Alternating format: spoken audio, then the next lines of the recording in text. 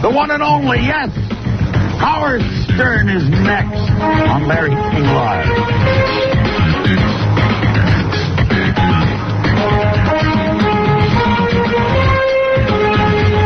Now, live in New York, here's Larry King. Good evening. Our special guest tonight is Howard Stern, who's had a lot of fun picking on this program for a long time. But it was basically a decent, nice, down-to-earth Jewish young man who made it big.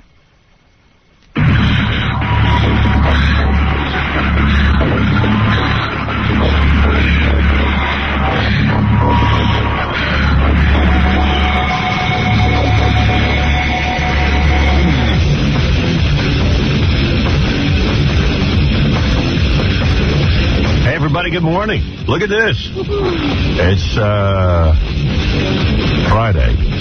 Wow. Thank God, right? I love it. I love Friday. I live for it. Yeah, baby. We have a bunch of show today for you. Yeah, baby. Also, well, here, let me see what I got today. Oh, yeah, we got a big show for you. Next week, Dennis Rodman will be here. Tori Spelling, Fred from Limp Bizkit.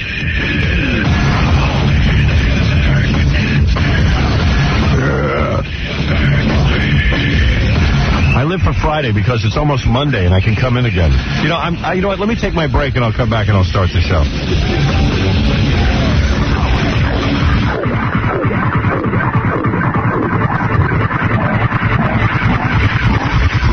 Stern. The Howard Stern Show.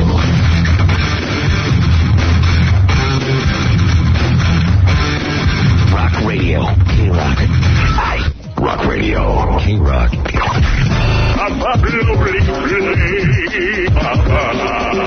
Like a freak on the heat. Funky boy. Oh my Jesus Christ, Lord have mercy. Oh, he is crazy. That man is crazy. You ever seen his shows? He's crazy. The Howard Stern Show. Woo, yeah, baby.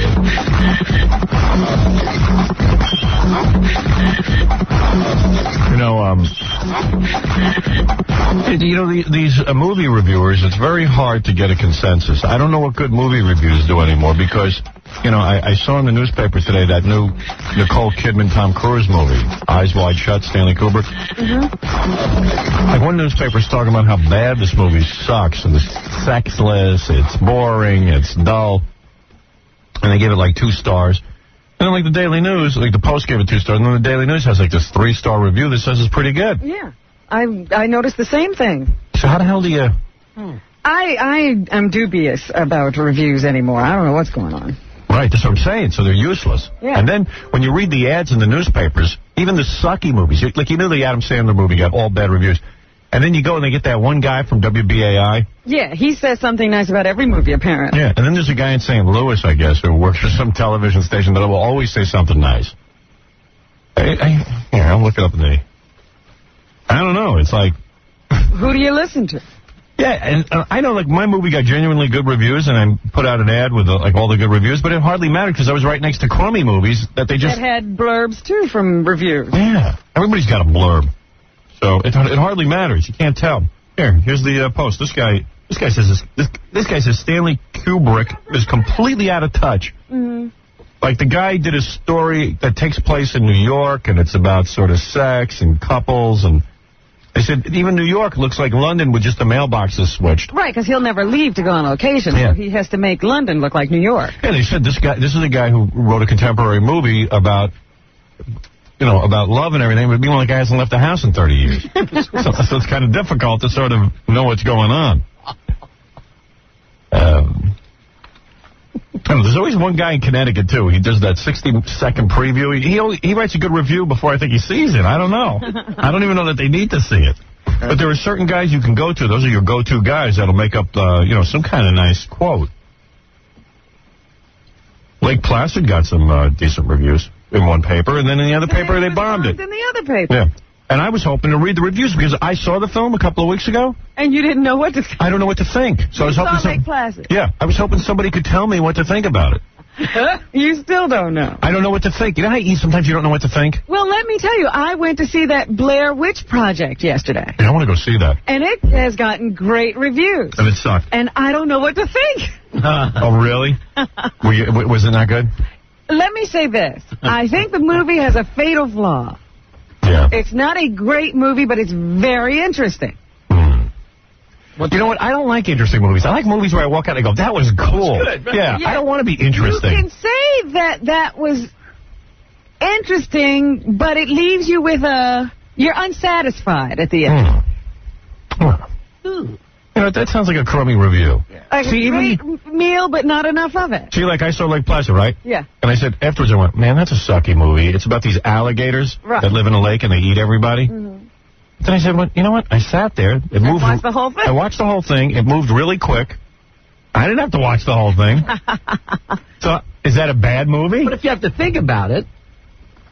But it was kind of cool watching crocodile eat people and stuff. I mean, I like that. Well, you know, even there are some bad good movies. Yeah. Like Anaconda. Yeah, I watched that. I'd love to watch that movie. Me too. It's horrible. I do. I love it, too. I like Kari in it. I'm a big Kari Wurr fan. Yeah. And everybody gets killed in really weird ways, and John Voight overacts like crazy. Yeah, it's good. You want to know what? I always watch when it's on TNT. Yeah. The Island of Dr. Moreau. Oh. Always. That's a really bad movie. New one. Yeah, the one with Brando. Watch it all the time. It's horrible. But you see what I do? I watch a little, then I go away, and I come back. Yeah. Horrible. Really horrible. It's such a cool idea, too. Brando goes on an island, and he's wealthy because he invented Velcro. And then him and Val Kilmer are there. I don't know what Val Kilmer's doing there. He's some kind of scientist. Lost or something. Yeah. I don't know. You know, no, that's the other guy gets He's on lost. his way there. That's right. Yeah.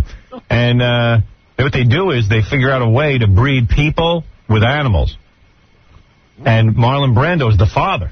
You know, of all the genetic engineering. He's part man, part cow. No, that's why they put him. That's why they call him father, because he's the father of all these animals. And then they take drugs and they start slipping back into animals and they stop being when people. They can't get the drugs when they stop taking them. Yeah, it's cool. So everything's half animal, half Brando. Yeah, you ever seen it? No. Yeah, it's wild. That is the test of a good movie, though. If you're going around the channels and you stop, you pass it, and you come back to it. Yeah, you have to. You can't pass on a movie where guys are half animals, half people. Well, the thing that keeps you there is there's this pretty girl who's turning into an animal. Yeah. There's this really hot chick who's belly dancing in the beginning. And then Who's it? I don't know. She just turns into an animal. And she's all bummed out. But she wants to be a human being. And the animals learn to accept what they are. Yeah, they want to be animals. Don't make us human, Papa. Right. Yeah. On some island. That's cool. There's some cool bad movies out there. Yeah.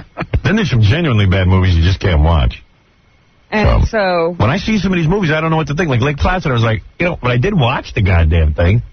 Well, the thing about this Blair Witch Project is you've never seen anything like this before. Really? Because it's supposed to be a bunch of guys who go off into the woods to make a scary... No, they're just, they're film students that are going to make a documentary about this place where supposedly a witch had lived. Oh, and then weird stuff happens to them.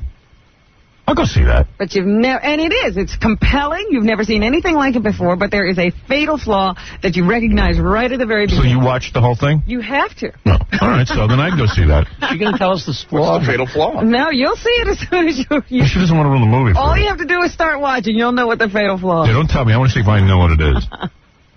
I'm sure I don't.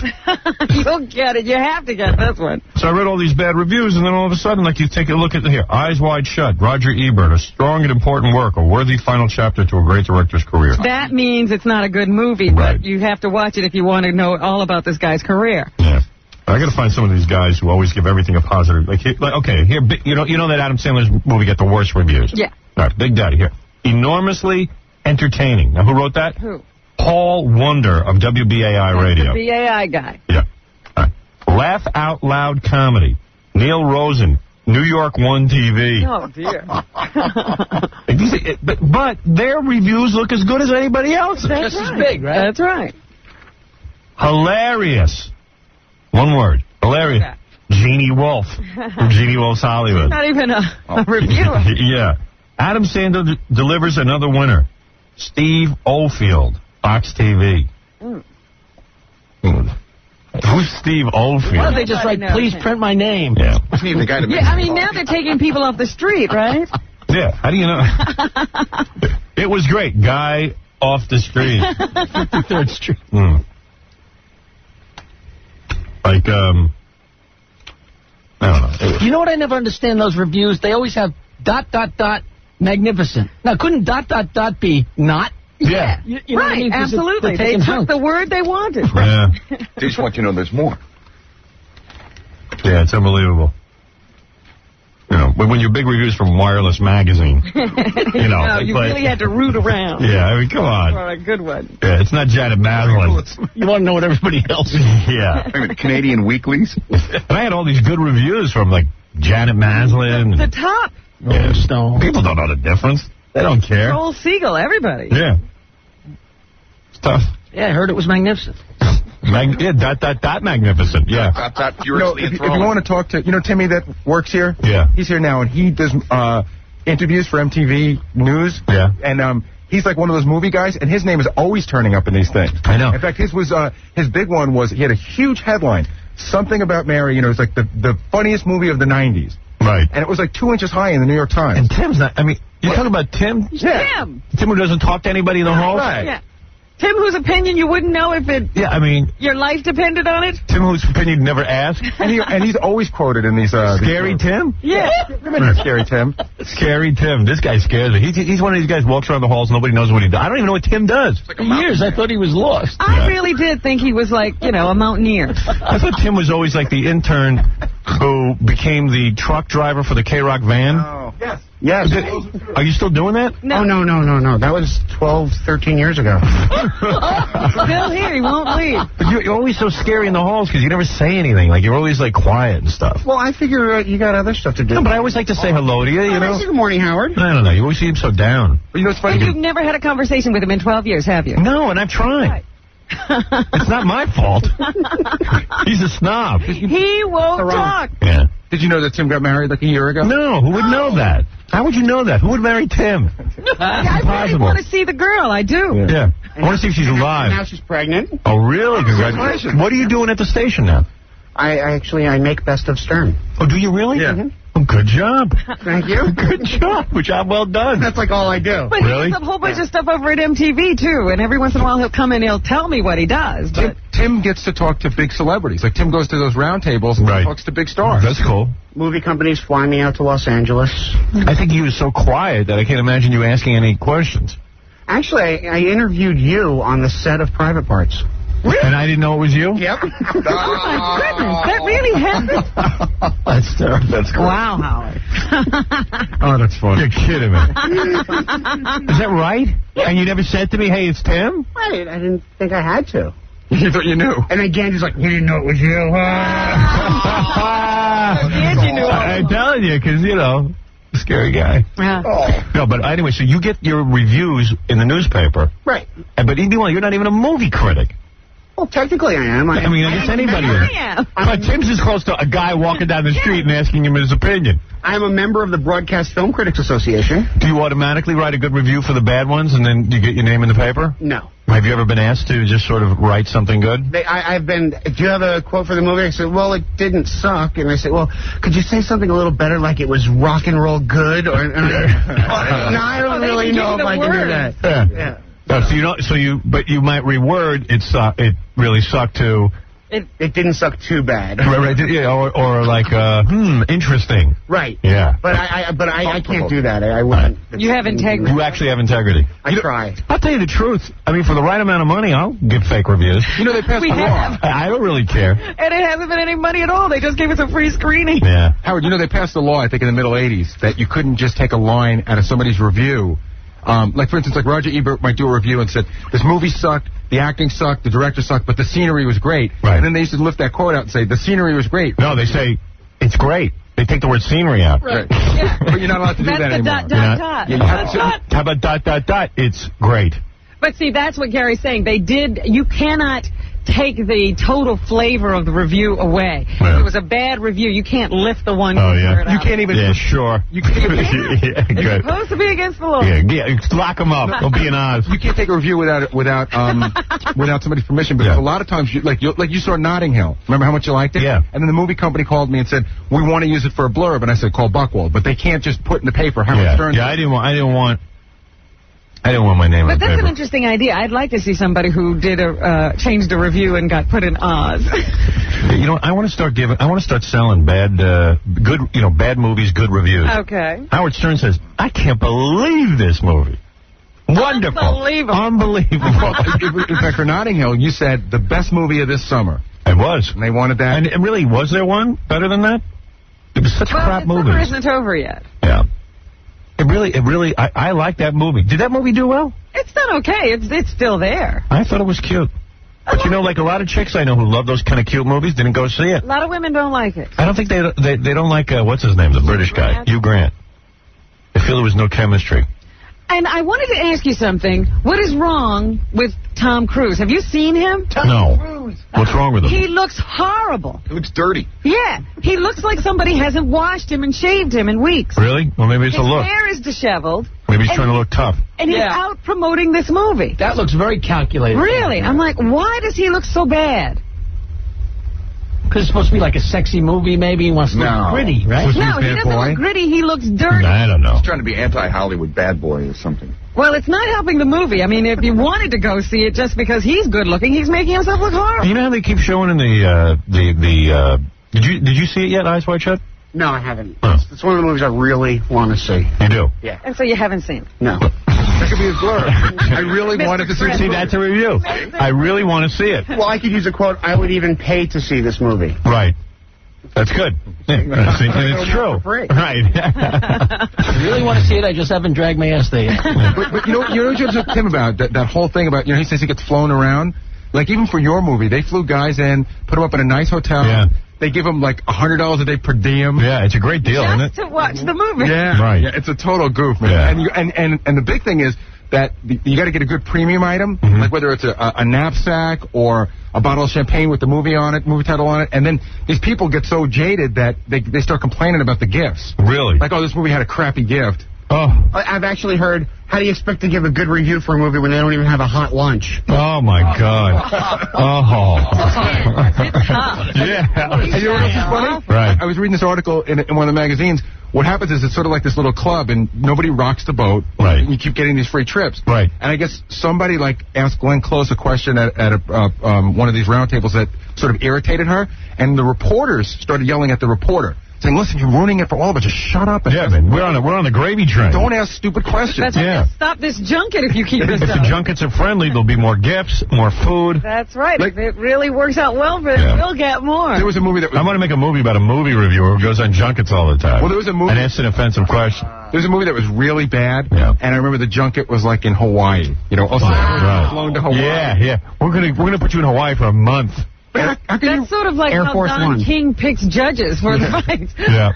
Air Yeah. Force One was in Hawaii. Was it? Mhm. Wow. And I went to Scotland for entrapment.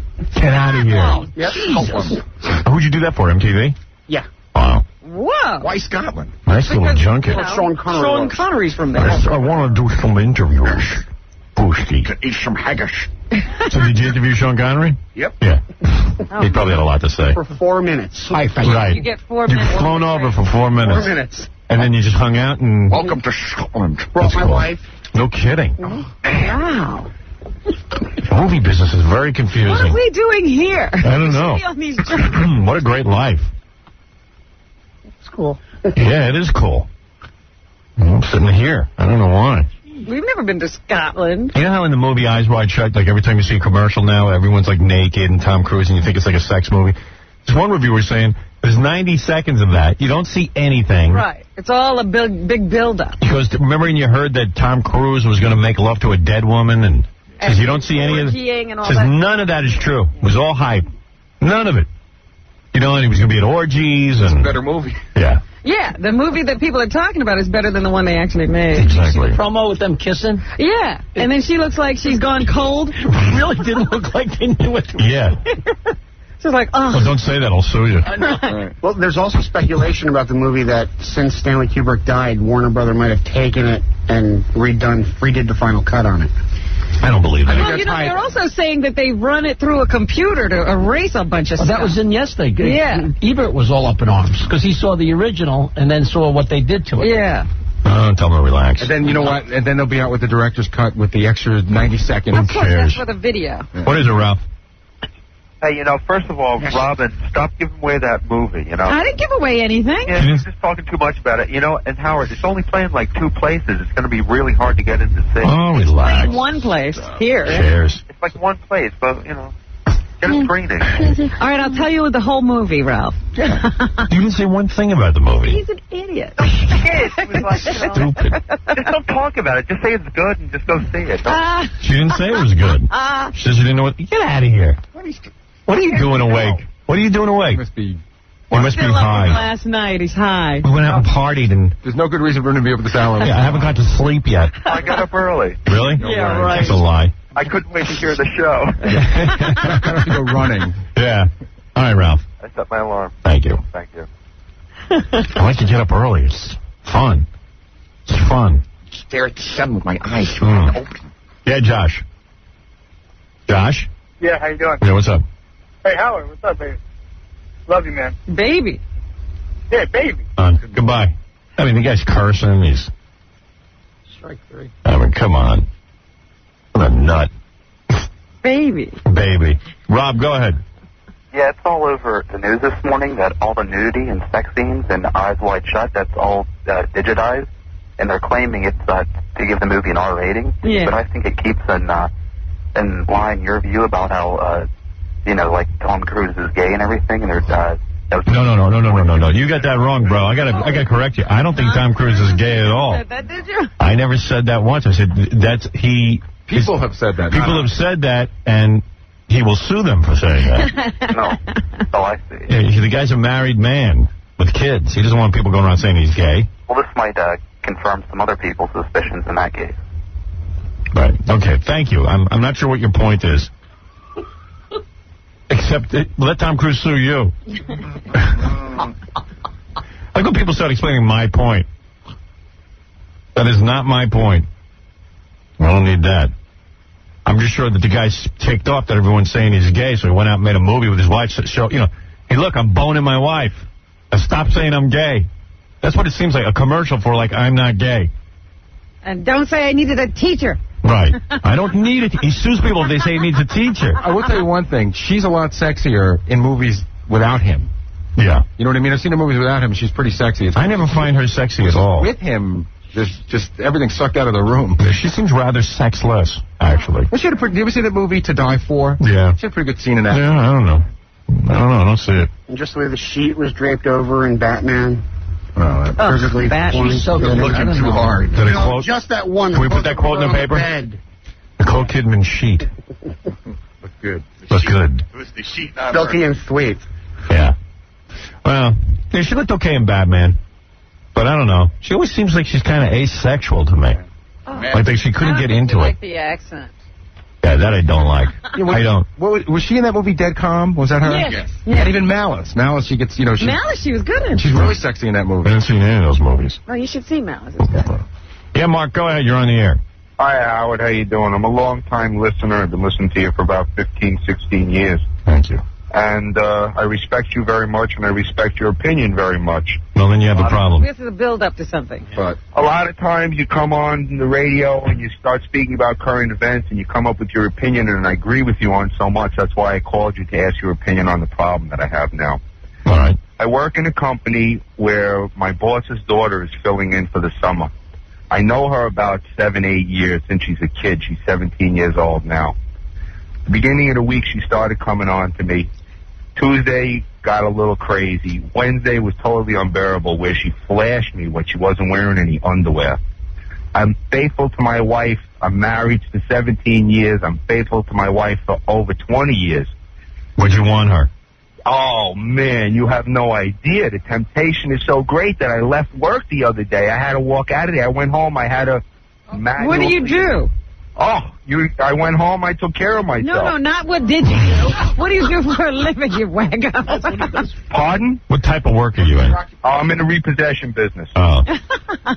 So this young girl who is very sexy and is showing you way too much skin is saying, hey, listen, man, I want to have sex with you. She's telling me she's been looking up to me for a long time and she wants me to break her in, as you would say. Oh, she's a virgin. Yes. Oh, you vey. I'm telling you, man. All right, here's my advice. Don't bang her. Keep your job. I'm not. I'll tell you why. I would have said bang her if she wasn't a virgin. Plus, she's 17. How old are you? I'm 40. Oh, forget it, man. You go to jail, dude. And then your boss will find out. Jerry Seinfeld I mean, didn't go to if she jail. stays there much longer, I don't know what to do. But he's in the repossession business. And he was 40 had and the she was 17. Parents' consent. I don't know, though, man. He shouldn't take her virginity, because then it's wrong. It's wrong. Even if it wasn't a virginity, he shouldn't do it, because all you're going to do is mess up your marriage and your job, and in the end is, it's not like there's anything going to happen between you guys except sex. It's not so bad you mess up your marriage, but your job. You don't want to lose that. You don't want to lose that. Yeah, I mean. That's what I'm saying. I can agree with you now speaking to you over the phone, but when I'm sitting at court... Right, you want to do it. Well, okay. Tell her father. If you're gonna go ahead, no, don't tell the father. Don't listen to Robin. Because the father will get mad at you, even if you don't do it. Really? Yeah. You say, look, man, you got to get your daughter in No, there. no. He thinks his daughter's a good girl. He didn't want to hear it. And also, he doesn't want this guy around tempting his daughter. The only thing I can say to you is if you're going to do it, get good and drunk and say you don't remember doing it. You got to have a defense.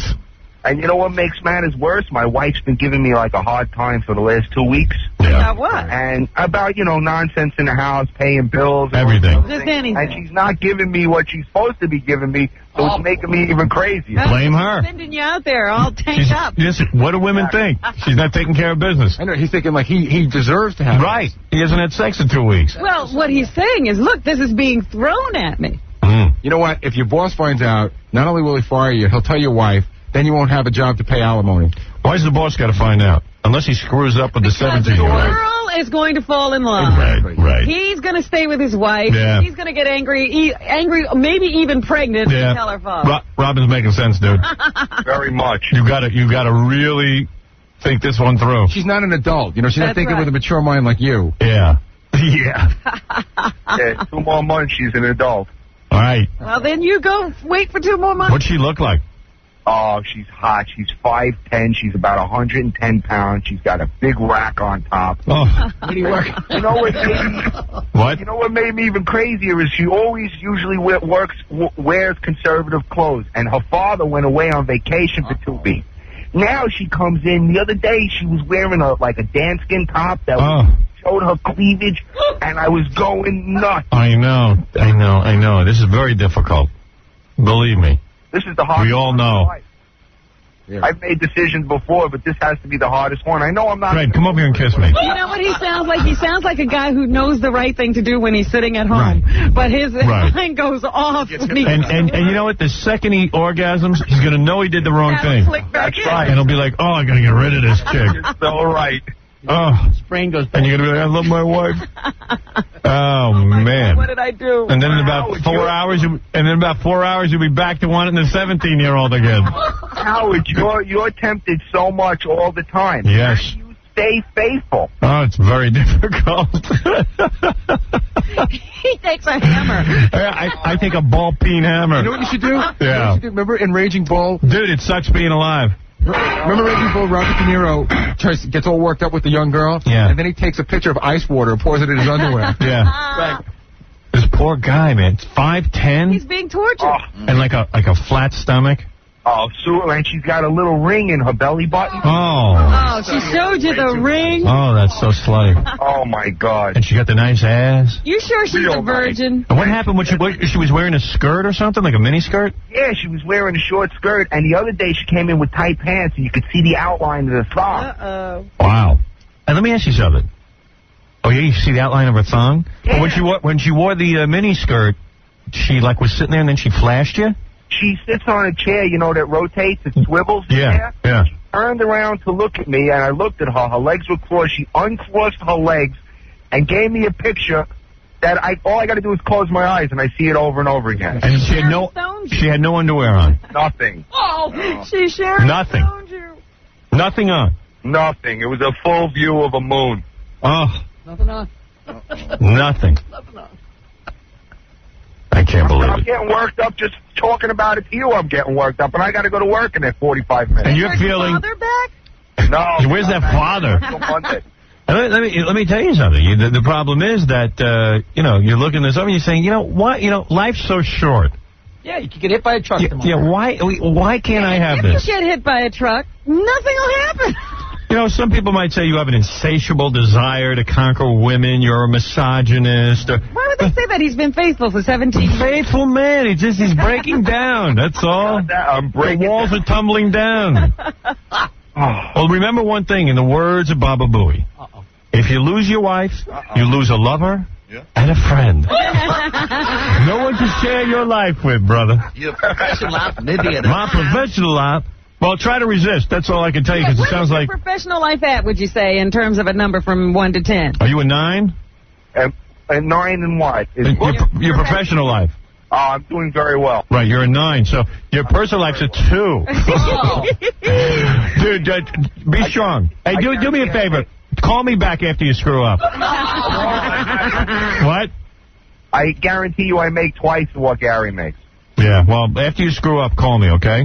Yeah, thanks a lot, pal. Banger than jump in front of a truck. There you go. That way there's no repercussions. Yeah. I wish I could find my wife a boyfriend so I could have a reason. Right? That'd be great. You catch her, then you'll be like, okay, I gotta go out. It's a movie. You're looking for your wife a boyfriend so you can choose. Right. Oh, what a dilemma. The equation from hell. Half your money to climb on a young broad. How would I respect you? You made a real mensch out of yourself. There you go. You really did a nice job. Can he look at it that way? What? Every time he looks at this girl, see it as half his money going right out the window. That won't even help. It's worth half your money. It's half your money. It's half. You know what? It's worth it. Why do you think divorce is so expensive? Because it's worth it. No cash register. This guy. Well, the only thing you could say is this girl's affection for you is fleeting. Your wife is in love with you. She's been through the war with you. Yeah. She's been through the war with you. The repossession wars. My wife looks pretty good. She's not bad. No, I'm sure she does. Tell your wife she better give it to you. Well, it's the same old, same old. That's the problem. But he's saying he's going with a full load to work. It'll make it harder. Look at Billy Joel, man. Christy Brinkley got tired of. So, how are you supposed to not get tired? This world is a horrible place. It is. Horrible place. Horrible. You probably got married. You didn't think any 17-year-old would be coming on to you. No way. You didn't know. Even expect it. I thought it's over already. I got some gray hairs. I'm, looking at girls in the street and getting hot. Right. You didn't know you were going to be a sex symbol. Yeah, if this chick never opened her mouth, you'd be fine. I'd be perfect. I'd look at her like a friend. Is she white? Yeah. Oh. He never even thought about her this way until she started coming on to him? Not at all. Wow. I mean, you look at her, she's a beautiful girl and everything, but it's my boss's daughter. You don't think of things like that. Right. You figure, hey, I don't have a shot anyway, so. You don't try. I mean, I'm an old man. What am I going to do? So I'm 40 years old. You ain't that old, bro. You got about another 25 years of torture in you. Left in you. Yeah. You got another 25 years thinking about that 17-year-old you could have banged. A lot of pain in front of you. And then you start... You gotta look. That's an extrapolation. Go to 80. Will you regret not having done this? Yeah.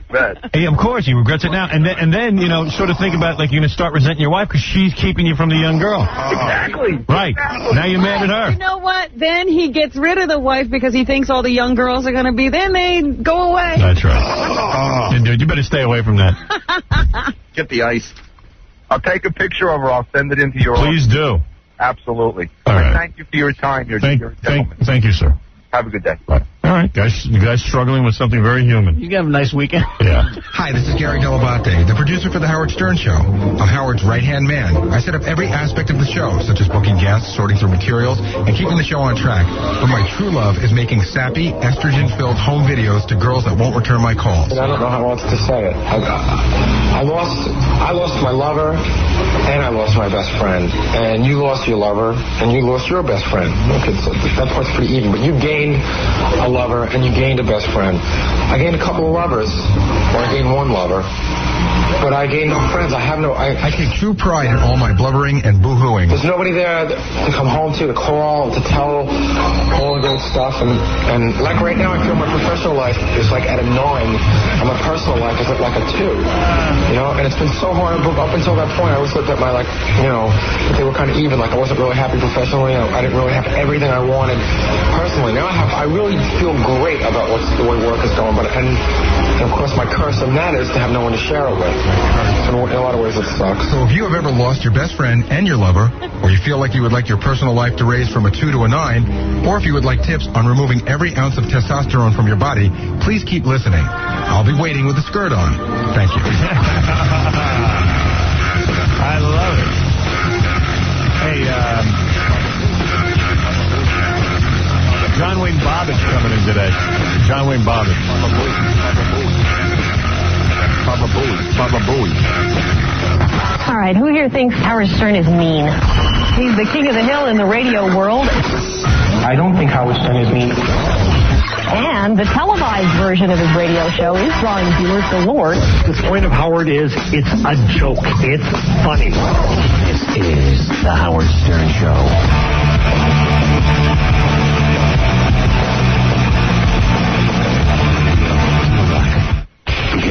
Rock Radio. K-Rock, the Howard Stern Show. Yo, what's up, y'all? I'm Snoop D-O-double-G, and you're listening to the whitest black man or the blackest white man, the smartest jerk or the jerkiest genius, whatever the Here's my nigga, Howard Stern. Speak on it, nigga. Speak on it. Yeah, I will, brother. Salam alaikum. Snoop D-O-double-G. As-alaikum, as-salam. Hey, just to follow up our conversation about movies and those junkets that people go on. Yeah. Don't be surprised. I got this fax from some dude. Don't be surprised if you hear mostly nice things about Tom Cruise in connection with Eyes Wide Shut at a recent junket promoting the movie. And I'll remind you, the reporters love the junkets because they get free meals and trips to Hawaii. Yeah. At a recent junket promoting the movie, the star's publicist insisted that all reporters granted access to the stars had to sign contracts that gave the publicist control over what the reporters could say about Cruise and when they could say it. What? PMK, the powerful public relations firm that represents Cruise, as well as many of Hollywood's other top stars, including Callista Flockhart, Michelle Pfeiffer, and Sharon Stone, asked reporters to sign a contract giving PMK the right to view and veto any TV segments on Cruise before they aired. You know, I was watching Larry King Live last night. Yeah. And he actually left his studio to interview Tom Cruise. He's sitting on a couch with Tom. Really? Yeah, they even had to go to a special place. Very important. You're kidding. The Pope comes to the studio. Yeah, Tom right. Cruise, you got to go visit. What's up? Timmy got one of those, just talking to him, we got one of those for Woody Allen. Really? And he said he refused to sign. And he goes, well, I didn't really refuse to sign. He just didn't show up to the interview. Oh, Woody Allen did. Oh, you mean Tim didn't show up to the interview? Right. Tim didn't show up to the interview because they told him that there was a whole bunch of things. What reporter worth anything would ever sign something like that? You got to be a total sellout. Are doing it. Yes. You got to be a total sellout. But the paper goes, hey, listen, just get an interview with Tom Cruise and we can put a big picture of him. We don't care. We need it. Wow. No wonder everything's so goddamn boring. You don't know who's controlling what. They had the greatest investigative reports on A&E last night. Yeah. They were talking about Chappaquiddick. Yeah. And there was this, I think she was an NBC reporter. Yeah. And they talked about how the Kennedys actually called NBC and tried to get her fired off the story because of the way she was writing. You know, she was actually reporting the story. She was digging a little too deep. And so they did everything they possibly could to get rid of that woman's job. Gary was saying, just to change the subject here, Gary was saying yesterday, he said in the office, gets a call from Jessica Hahn. You know Jessica Hahn. Of course. And Gary said she sounded weird because she was like, hello, Gary. How you doing? Like that? What does that mean? He's like, hello, Gary. How you doing? So Gary goes, what's the matter with you? You sound a little strange. She goes, oh, I broke my nose and I broke my foot. What? So, like, I was like, how do you break your nose and how do you break your foot? Combination. So she They're claimed far away from each other. She claimed to Gary that she was hopping up and down. Oh, no, I know what it was. Her foot fell asleep. And she was hopping up and down. You know how when you shake your foot out, you hop up and down? And she broke her ankle doing that. Just shaking her foot. Yeah. And then, what was the story on breaking the nose? They didn't have it at the same time? No. The nose story, I was never clear on what happened. I think she just said she fell. She was picking her nose. She was picking her nose while she hopped up and down. So It's not clear what happened, but she is on the phone. She wanted to promote something. She's promoting that. I guess Playboy's having some sort of... 50th at reunion or something? Yeah. So they got to wheel her in on a wheelchair, which is always very sexy. Come on, she's going to the reunion in a wheelchair? Yeah. Jessica. What year were you in the magazine, honey? I was in the first magazine. The times must be tough. Jessica. Hey, honey. Hi, honey. Hey, listen. Say, can barely hear her? She can't get near the phone. Can you hear me? Now I hear you better. Are you on a portable? What? I said, are you on a portable? No. Oh. I'm on my regular phone. Oh. So how did you break your... Okay, I understand how you broke your leg. You really do understand it. First of all, I broke my foot. And then I cracked my nose. I need another nose job. How did you crack your nose? Well, that's a whole other story. That happened separately. And then... well, you probably got a nose job and you're covering up. What? But you wouldn't cover up. You would admit to having No, if you see me, you'll see me. My nose is crooked now, a little bit. And then so listen, I have a cast on. I broke my foot, I sprained my arm, and my nose is cracked. And how did you crack your nose? Well, Who hit you? What? Who hit you? Nobody hit me. Right. I was in my bathroom, and you know how I put all of these oils on me and everything? Yeah, she's always like full of oil. So she slipped and fell? No, so I slipped, and She slipped. In her oils? Yes. Well, the oil... In my bathroom, you know my bathroom is all black tile. And... Well, what did you do? You oiled your feet? No, I oiled my whole body, and then I stepped And out. by the way, I don't know that her bathroom is all black tile. No. How would I know that? Oh, yes, you do. I just want to make that clear. Wait a minute. I think that you do know that because you didn't say anything right away. No, I'm listening to this, and she goes, and you know how my bathroom is all black tile? Yeah. No, remember we did that show on E?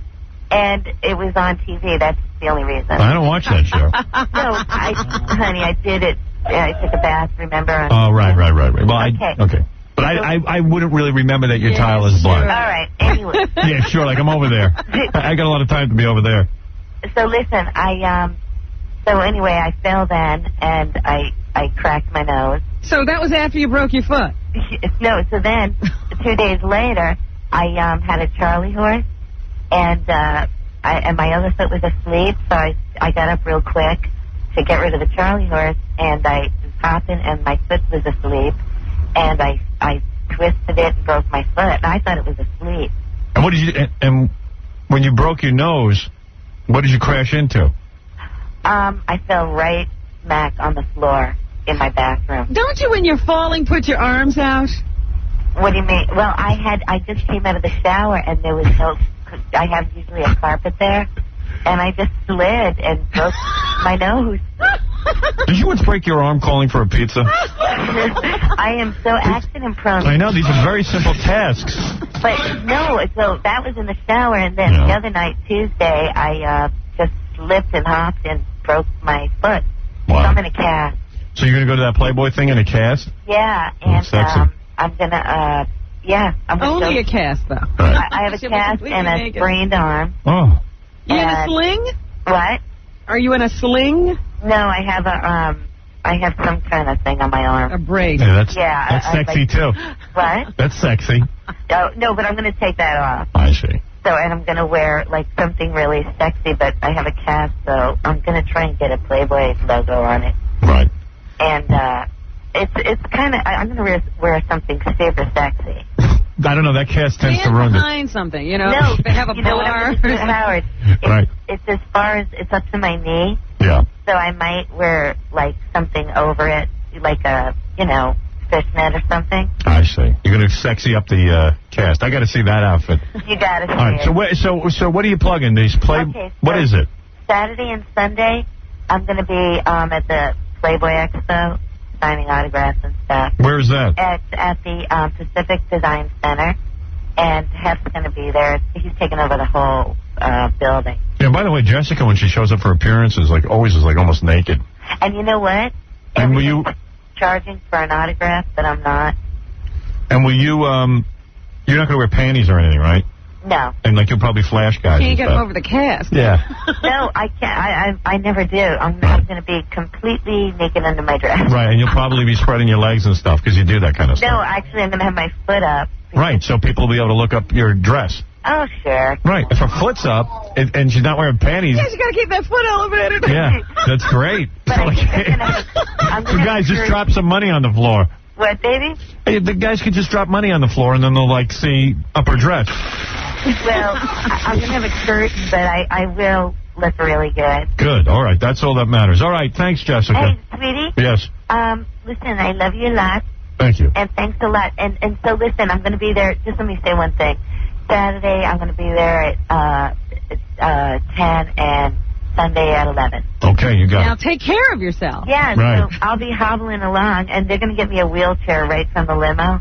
Oh, You know, I never heard of somebody jumping up and down and breaking their foot I never from a heard Charlie of horse. anything like that either. No. The only time I hear stuff like that is like when Eddie Money was on drugs Uh-huh. and he fell asleep with his, he fell asleep and his foot was underneath his ass Yeah. and he almost lost his leg. Yeah, but he was like paralyzed and he cut off his circulation. That Right. you can understand. Jumping up and down and breaking your foot, I've never heard of. Well, see, And you weren't smoking anything or anything? No, I took some Excedrin PM. Right. So I was really, like, Drowsy? drowsy. But one foot fell asleep and the other one had a Charlie horse, so when I slammed down on my other foot that was asleep, I broke my foot. All right. Honey, Yes. I love you very much. Well, I love you. I miss you. Well, thank you. I miss you too. Hey, Robin, I miss you too. I miss you. Everybody Are you guys, misses you. You going to come visit soon? Yes, absolutely. And I promise I won't give you any of that wacky weed. Thank you. I'd appreciate that. Thank you, Jessica. Okay, All thanks right. a lot, Howard. I appreciate Later, it. baby. Love you guys. Love you. I wonder how many of the other playmates will be wheeled. They're all going to be there. Yeah, it should be interesting. What do you think happened? What do I think happened? Oh, I have theories. Don't we all? Based on that bad weed I got. I got a lot of theories, but I can't prove any of them. I don't know what happened there. But all right, I'm sorry to hear that. Jessica's a nice girl. Well, yeah, I mean, people don't... You remember when Fred fell face first into the floor? Yeah. He was unconscious. Let me see, I got a couple of things Usually here. you put your arms out and you break your fall. Let's see, what is the man... What are these, What? I don't know, I got a bunch of CDs in here, but I don't know what any of them are. I got the Jesse Ventura press conference, too. Also, wasn't there you were talking about a song the other day. Yeah, there's a song called The Man of the Hour. That's a song about you, Howard. Oh, yeah. So, people write songs about me, and they send them in, and I'm always praying that one of them will be real good. And they never are. Like, why wouldn't somebody write a good song about me? It's like, I haven't heard this one yet. I'm Known across the universe. already I know I'm in trouble. Known across the universe. Known to wear a leather purse. A devoted husband and father, he's Howard Stern. Great. Well, he's the #1 media man. He dances with fast as anyone can. Yeah. Listen close and you'll understand. He's Howard Stern. Howard Stern. Howard Stern. Faces on reality. Blues kind of a thing? Yeah, it's very... it's very what? Very funky. Very folky, yeah. And where I won't go. Very beautiful. Howard Stern. The face of reality. Yeah, Moody Blues. Yeah. There you go. Thinking is the best way to travel. Do-do-do-do-do. This guy's no Tony Visconti. No. Hey, Jackie, you're not the world's worst songwriter anymore. Right, we found someone worse We than found you. someone worse than you. That's funny. Man of the hour. He's Howard Stern. Takes his body seriously. I'm not even sure. I'm still the worst singer. I'm not sure that this is even a song. I think he's reading an article. Reading an article to music. It's like you got a guitar? Give me your guitar because I could write this song in 3 seconds and I have absolutely no musical talent. Oh, boy. We've established that. You gonna start tuning? Oh, okay, all right. I can play in the case. It don't make It doesn't matter whether it's true. Yeah, right. It always has an excuse. I just want it fast. Take it out of the case. Yeah, don't take it out of the case, my brother. Why don't you go to Boston? Half hour to find a pick. Yeah, I can. I can't play guitar, and I can't sing, and I certainly can't write music, and I can do a better job. The key A. That's what he was playing. Oh, I don't care what key he's in. Do the key of A. I know what that is. The guy even started with the very first key. Like,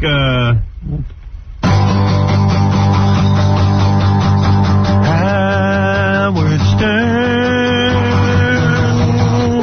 No, maybe I can't do better. He does know how to play the guitar. Howard Stern is here. Howard Stern is here. That's with no preparation. I don't think there's much difference. Questions faced continuously. Politically unnerved, he's Howard Stern. What did you make this sound better? Yeah. Masturbates with either hand. A true American. I don't know. My song wasn't much worse. Oh, boy. I'm waiting for somebody to write something good. I can be proud of them. Play it on the air. David Peel. You gotta file this one and definitely play it once in a while. This is really bad. This is really bad. He makes I Want More Howard Stern sound good. 9 Inch Nails finally came out with a new song. Yes, they're going to put out an album. I was wondering what happened to those guys, because it's kind of weird. Like, This should be really good because they've been working on it for 9 years, right? yeah, well, 9 Inch Nails is only really Trent Reznor, I think. He does everything.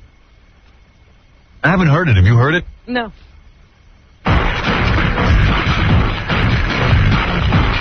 It sounds like he hasn't come up with anything new. You know what the problem is? Everybody rips him off so much. I was going to say, now everybody sounds like that. Yeah, that's the problem.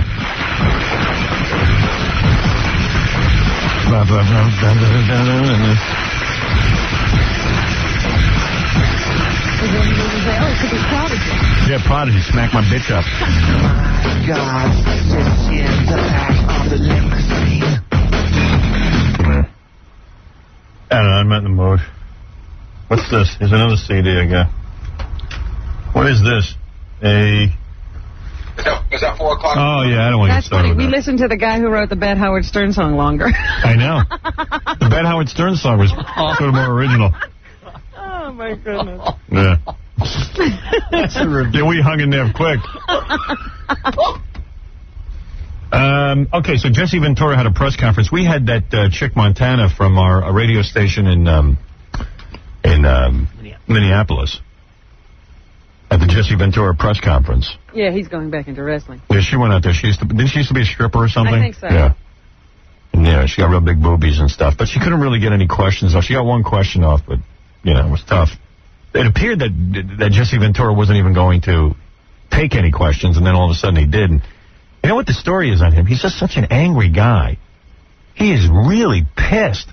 Because remember I told you I saw him like a few weeks after he got elected? He was like giving us, there was actually a couple of months after he got elected, he was giving a speech to some people, and he's screaming about how everybody shunned him, and he's angry, and I was like, you know, get over it, you're the governor. No, he's the guy who was, you know, the nerd in high school. He's getting back at everybody. And they say that some people are saying he committed political suicide. And I'm like, well, how do you commit political suicide if you're a wrestler? Political suicide when he went into politics. Right. I mean, it's for him, it's fun.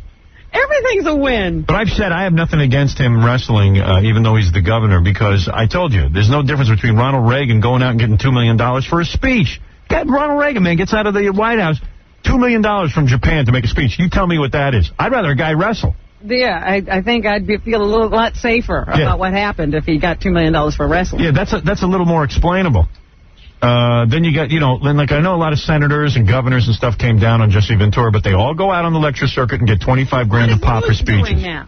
Newt's making speeches. That's right. That's what he does for a living. Right. $25,000 a pop a lot of these guys get. And everyone said, well, you know, Jesse Ventura, if he wasn't governor, wouldn't be getting $1 million to wrestle. And I'm like, yeah, well, if you weren't a senator or a governor, you wouldn't be getting $25,000 to speak.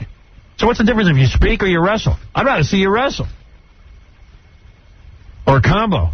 Yeah, because they can get a lot more than $25,000 a pop. But Jesse Ventura he gets in these press conferences, man, and he just gets so mad about everything here. It's not even what he's saying. What he's saying isn't bad. He just gets pissed. All right, so now the fun begins. For all of the wonderful members of the media, we will now entertain questions. We've done that already. And if the members of the media can... So people Are they chanting what I think they're chanting? Yeah, they are. For who? For Vince McMahon, I think. And who are they chanting that to? It's Vince McMahon. That's who's talking now. But this whole thing is a circus. I've never heard a press conference with that many people, like an audience. Yeah. So as reporters ask questions... So are they screaming that to Jesse Ventura? No, they're screaming that to Vince McMahon. They don't like him. Yeah, Vince McMahon is very unpopular. He's the villain. Oh, he's the villain. Yeah. I see. All right. And the audience, like if a reporter gets up and they don't like the question, they just boo him and yell things at him. Really? Begin asking questions. Please state your name and your affiliation, if you would, and then the question. Hang on a second. There we go. Boy, it's scary, this country. Somebody actually... We have too much free time. Yeah. This is a press conference. The governor. No wonder he got elected. Nobody does anything in Minnesota.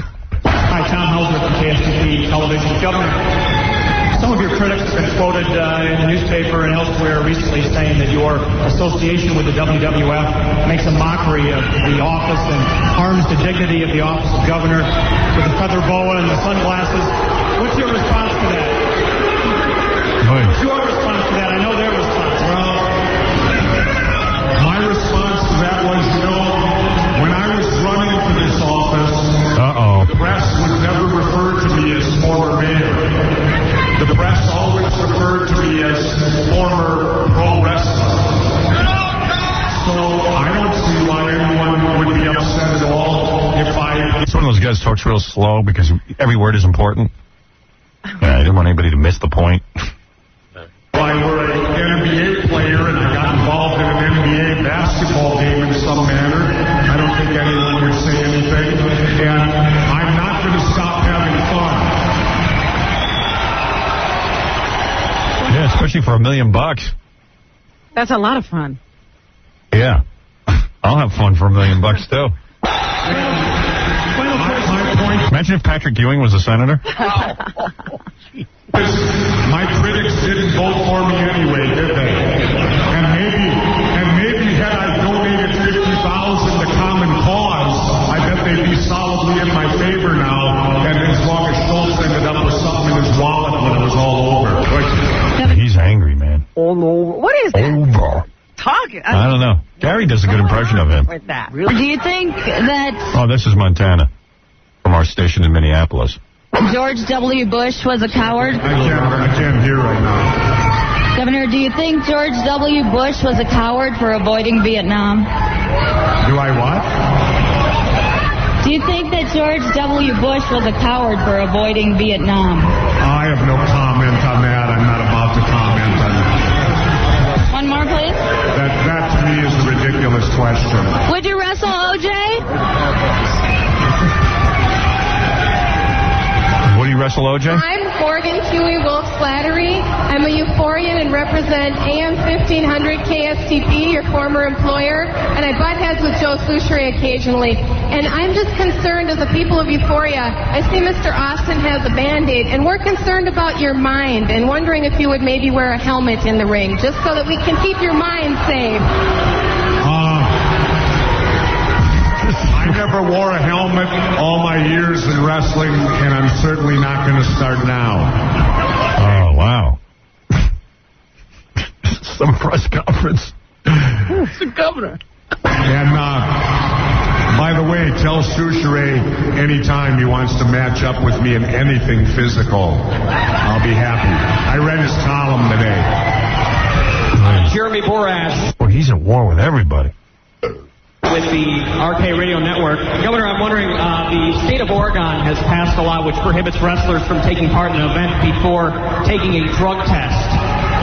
the World Wrestling Federation has avoided Oregon, and I'm wondering what you think of that law and if it would be something you'd see here in Minnesota anytime soon. No, I don't, because I think drug testing is unconstitutional. All right. And I'll put it to you this way, if law enforcement people wanted to enter your home, they would be required to get what? A search warrant, correct? To get that search warrant would require probable cause. Well, I think your body is as sacred as your home, and I don't think that, I'm not an advocate of drug testing in any manner unless there's probable cause. I'm down with that. See, I agree with a lot of stuff you're saying, just when you get so pissed. So angry.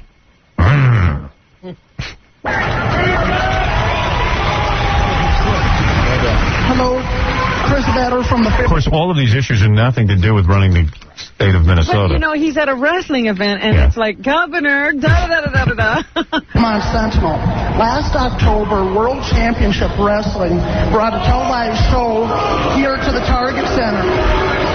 During that event, Minneapolis Mayor Sharon Salz Belton got in the ring, got in the face of a WCW official, and had him escorted from the building.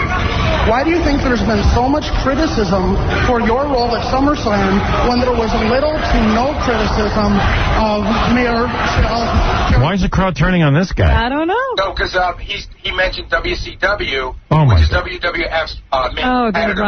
Because he mentioned it. Who knows what they're screaming about? I get nervous when I hear this. I had to learn way more about wrestling than I care to. Well, I think the criticism arises because it's politics. You have to remember something. When a Democrat or a Republican does something, they're considered an entrepreneur. Everything's considered okay. But you have to remember, I have no allies. I'm a Reform Party elected governor. I'm the only one in the nation. I'm the only Reform Party candidate that's ever won major office. So therefore, there's no allies for me. He's in it alone. Yeah, he's a rebel. He's outside. Because he has no allies, he has to wrestle? Or that's why he's being criticized for wrestling. He's being criticized. Come on. Otherwise, he'd just be an entrepreneur. Right. Police. Bob Schimmel's on the phone. He wants to plug something, but maybe I should take a break first. And then we're going to play the, what do we got? Gossip game with... John Wayne Bobbitt is here. John Wayne Bobbitt. You saw him out there? Yeah. How's his penis? I didn't see that. Yeah. Someone told me he's up to something wacky. Always. Yeah. I'm never disappointed by John Wayne Bobbitt. John Wayne Bobbitt. He must be running out of stuff. No, he doesn't. It's amazing. Yeah, come on. He's been a porn star, a minister. We're going to find out. And then he was a chauffeur to hookers. Yeah. So I don't know what he's up to now. Yeah. Still got his penis, though. And then he had an operation on his penis to make it bigger. That was always funny. I mean, it had already been cut off. Right. Would you go fiddling in that? No. I'd just be so happy it was back. Maybe he should run for governor. John Wayne Bobbitt. I'd vote for him. On the enhanced party ticket. Right. Howard Stern. Howard Stern Show. Hi, this is Lenny Kravitz, the musician, producer, and the rock and roll star. I have a really incredible career. I do exactly what I want. I write and record the music. I want to write and record. I'm around tons of beautiful women and basically have the greatest life in the world. But what makes me happiest? The fact that it drives Howard Stern up a tree. And now, from the top of the Howard Stern building on the Stolen Vehicle Police Recovery Network, the guy who wanted to be a rock star, but his mother wouldn't let him. Howard Stern. I wish that I could fly into the sky. K-Rock. 92.3. K-Rock. The Howard Stern Show. You'll never know in this life. I hope you'll never know what it's like to lose your penis, to lose your penis, the way I lost mine. Hi, I'm Morris. I'm Barry. And I'm the other BG, Robin. We are brothers and we share a lot. Our love of music, our love of people, and most of all, we share a single experience. We all live with our penises. John Bobbitt almost lost his penis, but advanced medical procedures saved it. But it's not over. Medical costs are staggering, so please help. don't ever piss off your wife. Fellas, don't ever piss off your wife. You lose your penis. You lose your penis. The way I lost mine. Yeah, that was a great night. It was from the pay-per-view special we did. New Year's Rotten Eve. And that was a weird special. That really was. What else have we had but weird special? I got to go back and watch that. Bob Schimmel is a comedian that I really like. I even cast him in that new cartoon I'm producing out in California with Phil Roman and Tracy Torme, Doomsday. So you know I must like him. Hey, Bob. How you doing? Dude. You're awfully mellow today. I'm up early. What is it, like 4 what? Yeah. I mean, it's right, you're in L.A. Hey, you know, so this is kind of weird. I heard this about Bob. What? Yeah. Bob's on new blood pressure medication. Oh, dear. He's always on something. But what is it? The blood pressure medication actually causes you not to be able to get erections? Yeah, it's pretty hard. I mean, why would you announce that? Why would you not? Well, I don't know, but wait, you know, he was talking to Gary. I don't know that he wanted it announced. I mean, But he's telling people is what I'm. He is. But he's not the kind of guy that keeps things quiet. Yeah, no, yeah, it's going to be in an ad in the trades today. What do you think? I just mentioned it, and now all of a sudden everybody knows about it. But what do you mean it's difficult? Like, in other words, you can get one? Well, it's difficult to get one because you need blood pressure for it to happen, and if you lower your blood pressure, you know, it... Wow. Well, but that would mean it was too low, wouldn't it, Bob? Yeah, well, they have to experiment with the dose. And, my wife's just running out of patience. But anyway... When is the last time you made love to your wife? Oh, God. Months. When did you start the medication? Well, no, I've been trying. This is my third different kind of medication right now. We tried, and I was going to do it, and it was there, and we were ready to go, and I was on my back, and she was, like, on top of me, and I hit the wrong spot, and... That was it. That was it. It was over. She said, hey, not there, and then it started going down like the Titanic, and... Wow. I couldn't get it going again, and it really messes with your mind. It really does. And I went to the doctor the next morning, and he said, you know, this happens a lot with the medication. He said the best thing to do is to get back on the horse. And I told my wife that, and now she thinks that I'm calling her a horse. And she doesn't want to do it, so... Well, and someone told me that what you do is you go into... I think Gary told me this. It was either Gary or Benji told me that Bob runs into his wife wanted it, and she was yelling at him. Like, you know, what is it? And then he went into the garage to watch porno. Because Bob loves porno. I got a lot of movies from the guys from the AVN Awards. You know he hosts those awards all the time. So what do you got to say? In the garage. I have to go, you know, I'm going to go get something. I'll be right back. I'll run out there. I have a little Sony 9-inch television. In the garage? Yeah. Well, I have kids in the house. Right. So what do? You have porno out in the garage? Yeah. And what do? You put the porno in the garage and you started watching it? A couple minutes of that. I really don't need a lot of movies. Most of the time I don't get past the 1-800 ads, but can't you say to your wife, like, hey, let's watch porno together? Yeah. Well, she'll get mad because how come you can get aroused for the porno and you can't get aroused for her? Exactly. That would be it. Then it wouldn't make any difference what the reason was why I couldn't. So you're telling me when you were watching the porno you got aroused? It takes a lot. Yeah, and then once you get aroused, you run upstairs to your wife and say, okay, now? Yeah. Is that working? No. Oh. But you tried. Because then she says, wait, you know, let me freshen up, and then it's forget it. You need immediacy. What do women do when they go to freshen up? You know, I always wonder about that. They got to think about somebody else for a couple of minutes. Yeah. I mean, don't be your husband. Well, why don't you try Viagra?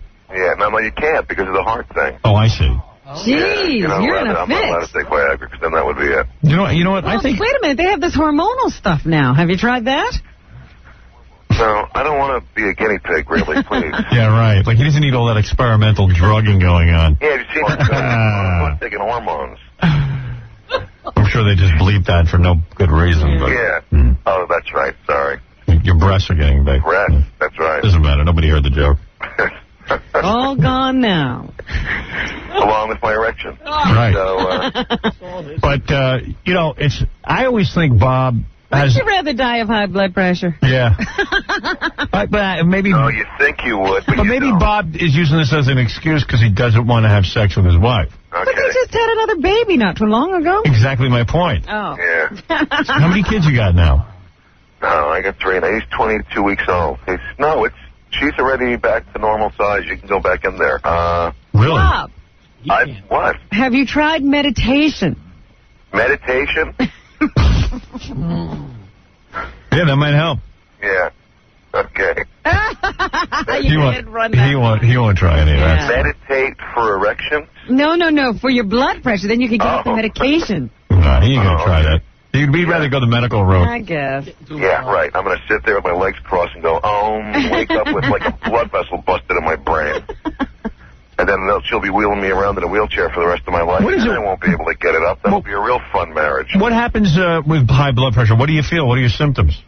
No, you get headaches and, it's not, sometimes you don't feel any symptoms. And, You just fall over. Yeah, and you fall over. You have a stroke or an aneurysm. And, Yeah, that's no big deal. And I don't want that, And then as far as the theory about, live with the high blood pressure and, no medication and have sex, I have friends that told me the same thing. They said, hey, that's the way to go, man. Be in bed with some girl and, bam, and, that's it. That's because they've never had a heart attack, and they think that would be fun. See, I think his whole problem is stress because... Yes, it is. Even like your marriage, he's had 11 illegal separations. And they've been divorced and married a couple of 3 times. Yeah. He's had 11 legal separations. So they've gone through the process of getting lawyers 11 times. Yeah, he's had 3 divorces. Legal. With the same woman. Yeah. And 1 annulment. An annulment. Listen to this. Yeah. Wow, that just throws the whole thing off. Here's what I know. You have to be to get an annulment. You got married. How old were you when you first got married to your wife? About 27. All right, he's 27 years old. And you were living with your parents, right? Yeah. And she was living with her parents. Right. So the parents hated Bob, right? Which you could see. Yeah. Why not? Yeah, why not? And then... He's going to marry this guy. He's not going to be able to get it up in about 11 years. Right. And so they get married in Vegas. They don't tell their parents. They continue to live in their parents' houses. Oh, you mean they're still living separately? Yeah. And then he knocked up his wife. So finally, she went to her dad and goes, hey, Bob knocked me up. And the father got pissed. She said, but it's not what you think. We're married. Right. Like the guy wants to hear that. That's great. You've been living with me and you're married to him? Yeah. Hey, you know what story you ought to tell? What? One of the times he was separating from his wife. Tell the one about when that comedian was taking a shower in your bathroom. Yeah. Listen to this. We were separated and my wife was living in another apartment. Mm-hmm. And, isn't it kind of emotional to go through that many separations? I would say so, yes. And I was friends with, comics hang out together and they write material and, do all kinds of stuff. And there was a girl comic that I was friends with and she actually came over and I was living right by Fairfax High School and Fairfax and Melrose and there's a racquetball court there and she came over and we were playing racquetball and then she asked if she could use my shower so that she had an acting class she was going to go to and she was in the shower and my wife came over because we were like trying to make up. And this girl comes out of the shower wearing my robe. Yeah. And her clothes are on the bed. And I think I just managed to say, honey, it's not what you think, before stuff started flying. Did you imagine? And he wasn't even banging this chick. No. She threw an iron at me, and I ducked and it stuck in the wall. Yeah. So this girl ran out of the house in the robe, and I had to grab her clothes to take them out to the car. And I said, this is funny. We were just playing racquetball. That's all it was. And when I picked up her purse, her diaphragm case fell out. Oy. The chick who came over and took the shower? Yeah. Yeah, because he's trying to take her clothes out to her. Oy vey. Yeah. And you had nothing going on with this comic? No, unfortunately. And then, Who's the female comic? I can't say who it is. Jenny Jones. Is she famous? Almost. Almost. Yeah. Julia Louis-Dreyfus? No, like... Jerry Jewell. Jerry Jewell. Jerry Jewell. I'll tell you the good thing about Jerry Jewell. That's the CP comic. She's perfect for the guy that doesn't like to move a lot because she could do it for you. Right. I wonder who the comic Jerry was. Jewell used to live with me. Do you know that? No. Oh, yeah. One of the times that I was separated, I couldn't pay... I swear I'm not making this up. Now that you mentioned her name, I would say it, but otherwise... I couldn't pay the rent by myself. Right. And she was looking for a place, and she shared my apartment with me. Wow. That's the CP comic. That's the one with cerebral palsy. That's right. And she said, you know, I want to help, you know, with all the chores around the house. She said, you could do anything you want except the dishes because I can't afford to lose anymore. And what about putting her in the bathtub with your laundry? There you go. No hope of that, huh? Anyway, the reason Bob is calling in, Bob's going to be performing right near my house, actually, at Governor's in Long Island this Friday and Saturday night. So for reservation, call 516-731-3358. It's a real funny show when you go see Bob Schimmel. And I got an HBO special that I'm filming September 18th. I got an hour concert. Oh, in Kalamazoo, Michigan. Yeah. Yeah. For reservation, call 616-345-6500. Oh, yeah, that reminds me. So Bob called me a couple of weeks ago, right? Should I talk about this? Me? Yeah. Should I talk about when you asked me to... Sure you can. Okay, all right. What did he ask you? Hey, he asked me, he says, listen, he goes, I'm asking you to introduce me on my HBO special. I'm saying, I love Bob and everything, but I know my agent. He don't want me introducing anybody on HBO on a special. That's how my agent, keeps me off stuff. I'm saying, gee, I love Bob, and I would love to do it for him, but Now how do you say no? How do I say no? You know what? What? You just did. So anyway. Yeah, so don't ask me again. It's uncomfortable. Well, how meanwhile, do I say no? this happened to me last night, too. I get a call from Dr. John Sarno, the guy who cured me of back pain, who I'm a big proponent of, a big fan. Yeah, you've promoted him many times. Yeah. You've even interviewed him on the show. I love this guy. You wrote about him in your book. Yeah, I mean, the guy's phenomenal, right? So he calls me, he goes, they're doing a whole hour on him on Larry King, which I'm thrilled about. It's going to be Larry King. I think John Stossel's going to be on, and, the reporter, because he's a proponent of Sarno. Mm-hmm. Although he never admits it because he wants to be objective, but Sarno got rid of his back pain, but he can't come out and just say. Can't say it. Yeah.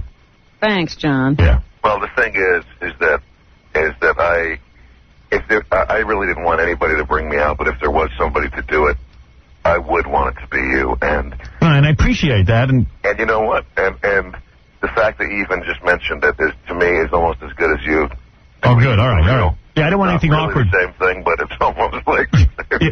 Did you turn down Dr. John? No. So what happened was, you know how bad I am. So I called Dr. Sarno, and I tell him how great he is because he is. I said, I ran this by my agent. I don't really want to be on Larry King. I did it when I was promoting my movie, and now I'm trying to keep a lower profile. And I'm not going to go on Larry King for. I said, but you're a great man, and if I could help you in some way, I'll never be able to say no to you. I said, let me call the Larry King people, and maybe I could phone in. I could phone in during his period, because, number one, I don't want to sit there and make jokes. The guy's doing serious work. That's right. And secondly, if I phone in, what's the big deal? It's not a whole big appearance and everything. You don't have to be there for the whole hour. Yeah. So Dr. Sarno gives me the name of the producer over there. I call her, and then she's like, for 10 minutes, she's like, you're calling yourself? I said, yeah. How else am I going to talk to you? What are you usually calling yourself? I guess usually celebrities have somebody to call for them. Oh. I said, I don't have anybody to call for me. Yeah, I'm calling myself. And then I felt weird for calling. Like a loser. I feel like I'm a loser, like I don't have people. Yeah, this works out to your detriment all the time. I'm like, what kind of loser am I? I'm calling for myself. This is the Howard Because I went, hello, is Eliza there? And she goes, yes. I go, this is Howard Stern. She goes, what? What are you, a loser? She didn't say that, but she was very shocked that I called myself. Yeah, the shock let you know that you're not supposed to be calling. I said, Eliza, look, I love Dr. John Sarno. I love his new book. I love the whole thing. Guy saved my life. I want to support him, but I don't really want to go on Larry King for an hour and sit there expecting me doing something goofy, and I'm really not into being on the Larry King show. I'll phone in. What do you think of that? Oh, well, what we're doing, Larry's going to fly into New York and interview Dr. Sarno, and you'll be on there, and John says... And it would be much better if you were seen because, people flick by their TVs and they if they see you, they'll stay tuned. Yeah, I know what it's like. It's turned into a whole thing. But you know what? I talked Well, are you doing it or not? I got to do something for him. I can't say no to the guy. So you're Same with be Schimmel. on. It's hard to say no to him. Yeah, but the thing is I don't know if I'm going to be on. I talked to my manager, Lee, after I talked to you, and I told him that I asked you, because I didn't tell anybody I was going to ask you. Right. because I didn't want to do that. You know, it's going to get people's hopes up, and then they tell all their friends, and then you say no, and then I look like an idiot. So. Yeah, and by the way, I'm such a jerk. I never called Bob back with an answer. No, you know what? I didn't expect. On the air. Yeah, and I actually forgot about it.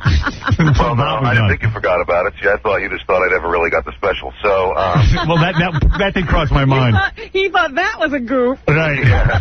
No, I that would have believe been you. an easy way out for me to not get it. No, I believed you got an HBO special, but I just was like, you know what? I really try to forget about these things. Yeah, but you know what my manager said? What? He said, look, I believe that Howard likes you. Look how many times you're on the show. He said, if he does it for you, how can he say no to anybody else? That's true. To do it. That's true. I mean, Look at all the other guys that have been on before you that has asked him on the show to do stuff and he can't do it. Right. Yeah. So. Yeah, we actually have a marketing plan like that. I shouldn't be overexposed. There's somebody actually thinking about but that. he's absolutely right. You have a lot of friends. I do. I get asked in this position who would love for you to. In fact, the one time a friend imposed you, Richard, what's his name? Belzer? No. Richard Gere? Richard Lewis, yeah. Oh, yeah. Remember he did that special? And I didn't want to be. You to do the stupid thing in the phone booth or wherever. It was horrible. I don't want to be on anyone's special. And I know Bob's special is going to be great because Bob's great. But I don't want to be on. You know, I got to tell you something. Then, like, Belzer was up here the other day. Yeah. Promoting that book of his. Right. Then nobody's reading. So Belzer's reading. Right, Belzer's reading it. He loves his own words. Yeah, I know he's an author now. Yeah. So he comes on the show, right, and he says to Gary, he's got a film crew with him. He says, I'm putting together a TV special. He says, I just want to go in and rap to Howard and be him part. And Gary goes, look, Howard doesn't want to be part of the TV special. Leave the camera outside, and let's not make it awkward. Belzer comes in, does the interview. I start walking out. Belzer goes, hey, Howard, I got a film crew here. Come on, just shake my hand and give me a hug on camera. Thank God. And I'm like, I don't want to really be in this. And Gary's a jerk, because Gary should have had the film crew go downstairs. That's right. They should never have been allowed up here. They shouldn't have been allowed upstairs, because now I'm like, oh, now I got to answer him directly. So I was like... You know what would have been funny? So I went out and shook his hand and stuff, but I'm never signing a release. You should have attacked the camera. Get the camera out of here! No, because then it still would have been a goof. Oh, yeah, that's right. Funny, though. Hey, you don't want to be... Because if I am on everyone's special, then I'm not special. That's right. Actually, my wife even said, she said, if Howard came out first in front of a packed theater... Yeah. That everything after that's going to just be a letdown. And I said, honey, I'm not going to have to get it up there. Right. So, but does she have to emasculate you everywhere? Talking to him. Time for another separation. Sure. Once you walked out, I never even thought of it. Well, I don't know once about... you walked out there, it would be like total mayhem in the place. And can I tell you something? When I walk out, people expect me to do something. That's right. So I'm going to walk out and go, here's Bob Schimmel. It would be like, I don't know, the Rolling Stones introducing Bruce Springsteen. Whatever. I'll send a lookalike if you want, though. Anyway. So anyway, go see Bob. He's going to be at Governor's on Long Island this Friday and Saturday. For reservation, call 516-731-3358. It's going to be a great show. I love taping that thing, by the way, with Will Ferrell. That was a lot of fun for good. Day. Yeah, Will Ferrell's in my cartoon also. Okay. Yeah. Tracy Torme. It's really, really fun. You know what? I don't know if Gary told you or not, but when you called me that day and talked to me on the phone about it, you said, there's a part you should read. You are so perfect for it. And it's a gay DJ. Why am I perfect? Because you can't get it up for a woman. You're gay. You're gay. I figured you're gay now. And it doesn't even take any acting skills. Just be yourself. Well, yeah. I mean, we thought of Bob for the part, and... Aren't you perfect for it? They say gay DJ, and I went, Bob Schimmel. And there it is. There's the whole story. What is it? John actually had an interesting question for Bob. You got divorced from your wife 3 times? Yeah. Every time you got divorced, did you have to give her half of everything each time? Yes, we did. And actually, that was pretty easy because we used the same paperwork every time. We just used whiteout and changed the dates and some of the possessions. But is that true? Oh, I swear it is. Wow. We filed the same papers all. We had it down to a science. It was pretty easy to do it. Yeah, but he marries her to get his stuff back. Right. Well, marriage can occasionally be rocky, that's all. Occasionally, every 3 weeks. And it sounds like every time they have a fight, they get a divorce. Right. They think they're never supposed to fight. Right. Yeah. Oh, no. We're supposed to fight, and we have some really good ones sometimes. I bet he has a good marriage, too. I bet. Yeah. I would love to meet this woman. Because when these two battle, they feel desirable. Yeah. It's like, hey, we're constantly getting divorced. We have love triangles. We're like Liz and Dick. Right. Makes them feel sexy.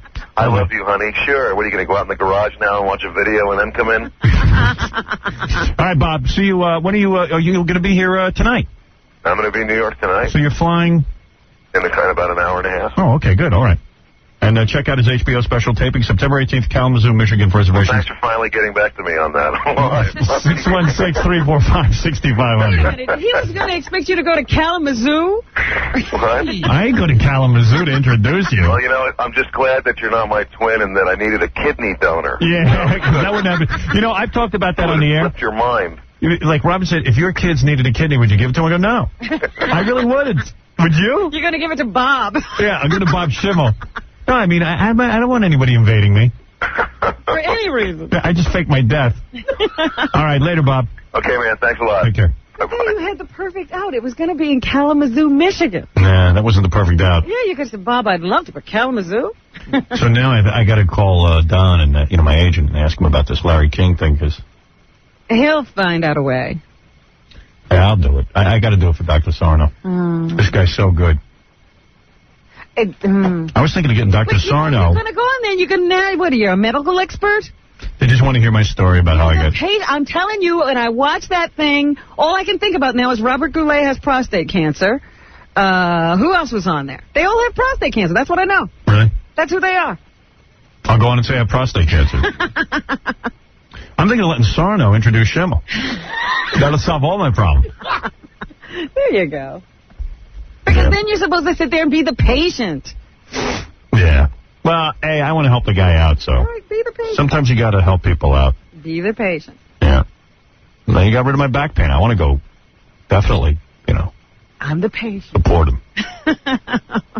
What are you saying? Naomi Judd. Yeah. Could she have more problems? What's her problem? Now she has gotten over her anxiety disorder. Here's a woman who had hepatitis C and was supposed to be dying. Yeah. And her hepatitis C was cured by faith. Jesus. Yeah.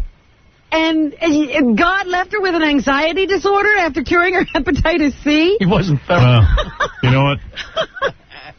I thought she was dead. And then, now she's going on. She's made a public service announcement. She's letting everybody know that anxiety disorder doesn't mean you're crazy, doesn't mean you're weird. What's anxiety disorder? It's stage fright. Oh. But they have to have something more of a name than stage fright. She literally couldn't get out of bed sometimes. Right. Because she was so frightened. And she finally found something that helped her, and she's living proof because she doesn't have these anxiety attacks anymore. Good. Hey, you're on the air, Jenny. Hi, Howard. Do you have internet access? Can you get to the internet real quick? Can I get to the internet? Yeah. Hold on, let me see. Okay. If my computer's working, a miracle. Okay.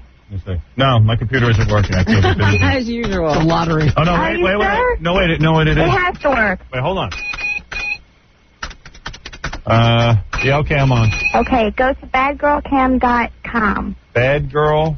Uh-huh. What was that? Cam. B-A-D. B-A-B? B-A-D. B-A-D, badgirl.com. No, badgirlcam.com. Oh. Well, now you said that, I'll never get on. Everyone's going to get on. Howard, I want to give you a special password to get into my VIP lounge so you get an update every 10 seconds, but I don't want to say that on the air. Everything will go nuts. Yeah, you just want to plug. No. I was going to totally say that. I did not. That was not about that. I just wanted to see. Well, it's already hosed up. I can't even get on. You can't get on? Yeah.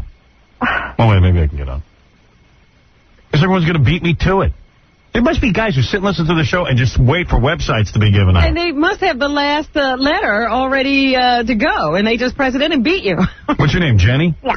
What, do you want me to look at a picture of you? Well, no, I want you to tell me if I have a spankable butt. There's no picture of your butt. Well, I'm going to show you one. That's why I want to get you on my VIP lounge. I'm on it. Oh, yeah, I see. Oh, yeah, you're naked. No, well, I'm not naked right now. Hey, you're naked in the pictures I'm looking at. That's an advertisement. Maybe you're in my gallery. Love and Kisses, Jenny. What do you want me to do with this? I want you to tell me if I have a spankable butt. That's all. How do you know that? Well, huh? I'm looking at pictures of you. I don't see one of your butt. I need to give you the VIP pass. Oh, shut up. Any broad who, they put a camera in their house and they're making money. Making me nuts. I don't care if a butt is spankable. You can't even get in this thing. As soon as I give the website out over the air, it gets all jammed up. Yeah. Do I have a spankable butt? Whole thing's clogged up already. And I learned about these places. You go on there, if they give out their address, you have more than 10 people at a time on this thing, the whole thing crashes. Oh, there she is. Oh, there's her butt. Where? Well, you can't see it still. Oh, that's her on the phone. It's like quarter cheek. She's not bad. Kind of cute. But so what? There's tons of cute chicks. Why should I go and pay her money to look at her ass? Naughty Jenny Gallery. The Naughty Jenny Gallery. What, you know what? I love girls. Look at that. I could just stare at her leg and her boobie. It's plenty. And that's it. In the Papasan chair. What is that, a Papasan chair? What the hell is that? All right. I got to take a break, and then we'll get John Wayne Bobbitt in here to play the gossip game with Mike Walker. He knows gossip? No. Oh, okay. But what's the difference? We'll be back right after these words. He's the bad boy that you dream of, the excitement in your life. Howard says things you're afraid to, and he really loves his wife. He can help you get elected, and he hates the FCC. Revolutionizing radio, Howard Stern is truly king. You gotta love Howard, his future's bright. Trust the Howard Stern Show for the land of your life. Mama Booey, Fred the Martian, Jackie Jokeman, Robin too. John and good King Howard, half a penis, half a Jew. Trust the Howard Stern Show for the land of your life.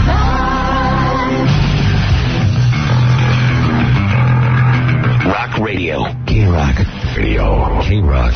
You're listening to a man who single-handedly could have saved everyone on the Titanic by letting them float on his nose. Howard Stern. And Jackie Penthouse Joke Page Martling. His 3 Dirty Joke CDs are only $12 plus $4 U.S. shipping. Also on cassette, buy 2 get 1 free. Call 1-800. Say only. It's a little exorbitant to me. Well, I'm just reading what he wrote. Oh, It's about $10 too exorbitant. $12 for CD. 1-800-323-KING. They should be free. Tonight and tomorrow night at the Comedy Connection in Faneuil Hall in Boston. For information on Filthy 3D Joke Man, visit jokeland.com. And get a free CD. Let's get in John Wayne Bobbitt, who got his penis cut off to play the Mike Walker game. Mike Walker, of course, from the National Enquirer. Why don't you play... People always ask how to get on the show. Yeah, get your penis cut off. You'll be on regularly. Freddie, give the intro, will you? Wow, it's Friday already? Cool, it's time for the National Enquirer game. I wonder, is it true that Mexican family is living in Brookfield Eyebrow? That is a pisser. I want to know. I wonder if they really serve dog ears to Mike Tyson in prison. Yeah. Want to know. I wonder if there's any truth to that rumor that Cher shoots Botox into her boobies. Tell us, Mike Walker, what the are you waiting for? Let's all find out on the Gossip Game with Mike Walker, gossip editor of the National Enquirer. There he is, John Wayne Bobbitt. Wow. Did he get shorter? Did he get shorter? I don't know. Did you get shorter? His legs cut off. What, you trying to laser off the tattoo on your arm? No, I still got it. Oh, you do? Okay. Whoa. Oh, that's pretty major. How you doing, John Wayne Bobbitt? Great. How's it hanging? There you go. You know, John Wayne's here to announce his new stand-up career. Oh, God. Wait a minute. He did that before. Well, he's back to it again, but we're going to play the Mike Walker game first, and then I'm going to give John Wayne a chance to lay out some of his comedy chops. I never think of you. An HBO special? I never think of you. I got a great idea for a comedy HBO special. You do? Great idea. But I'll come out dressed as a penis. Yeah. And I get pissed off. Yes. And I start tossing love gravy all over the people in the audience. You know, kind of like, getting... You're still into penis humor. I have like a back... Huh? Yeah, I see. Everything is penis. Everything is penis with him. All right, listen. Well, it's John Wayne. my new book, Getting Cocky with John Wayne Bobbitt. Nice. John Wayne, why don't you... got a book? John Wayne, don't do your act yet. Is this your act or you're just being spontaneous? No, I'm just spontaneous. All right. I'm better that way, Mike. Here's Mike Walker. You know how the game's played, don't you, Mike? Oh, man. Have you ever heard John Wayne Bobbitt sing My Ding-a-Ling by Chuck Berry? Yes, I have. That, John?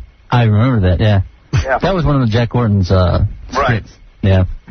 He was being represented by Jack Gordon, who was LaToya Jackson's husband at one time. And right. Yeah. Nice managing someone else like Paula Jones or something. That's right. Well, that's over too now. Yeah, that's Is over. it? Yeah. She did a country album. Didn't she? Yeah. I heard she sings too. Yeah. Yeah, she sings just like you. All right, Mike. Mike's going to give us 4 stories. Of course, Mike is the editor of the gossip page in the National Enquirer. He also is going to have a syndicated television show in the fall that is already on in 99% of the country. Wow. And he's on a real roll. We should ask Mike about Walter Matthau. Yeah, Mike, can you help me out with this? We have a death pool. Yes. As you know. Mm-hmm. And I stand to make $2,500. You report in the National Enquirer constantly. I know it's not your byline, but right. That Walter Matthau is dying. His son came out and said, no, Walter is not dying. Mm-hmm. What is the truth? Is he dying? Well, we believe that he is in very bad shape, and I told you that I thought your investment, if you remember a few weeks ago, you asked me if you'd made the right, choice. Yes. And I said, I think you are going to be a winner. Wow. But again, I also pointed out that, we all die. Yeah, thank you for that, by the We way. are not hoping that Walter, he's a wonderful man and a show business icon. But again, I'm a little torn here. Because you want to see me win, don't you? Of course. All right. Okay, so, Mike, give us 4 stories. We'll have John Wayne play over here. All right. And the 4 stories, and we'll guess which one is false. That's right, John. We're looking for the false one. Not the true one, the false one. All right, here we go. Here we are. Okay, Mike Myers may be shagadelically funny in his red-hot Austin Powers flicks, but in real life, pals say he tends to be moody, and now they're worried he's veering out of control. After Myers was unable to reach his manager, Erwin Stoff, who'd left for a vacation in Martha's Vineyard, the actor shouted at Stoff's assistant, "Turn the plane around, I need to speak to him now." Well, just as they landed, Stoff returned the call and had a raging fight with Mike, who insisted he end his vacation and fly right back to L.A. That was the end for Stoff. He's no longer Mike's manager, and insiders sniped what Mike needs is a full-time babysitter, not a manager. Wow. Wow. Wow. Wow. Out of control. Yeah. What does he need his manager for right away? Yeah. Go ahead. That's an interesting. I know that's got to be true because there's way too much detail for that to be the false one, but go ahead. Courtney Cox' new hubby, David Arquette, quote-unquote, rear-ended some teen boys in a minivan. The acting pair were cruising in a top-down convertible, and when they stopped at a light, the teens in the van started pointing and shouting. Figuring they were fans, driver Courtney waved back and smiled, then turned around to find Goofy David mooning them. You know that marriage is not going to last, right? You could start writing that story right now. I love that guy, though. Number 3. Number 3, Catherine Zeta-Jones was shopping at the La Perla lingerie boutique in Beverly Hills, where a bustier can cost $1,000, when she accidentally dropped a pair of sexy panties she was buying on the floor. The guy shopping for his girlfriend scooped them up and handed them back. Catherine batted her eyes and said, "Now you know what my bedroom floor looks like." The guy nearly fainted and told the salesgirl, "Give me 3 pairs in different colors for my girlfriend." All right.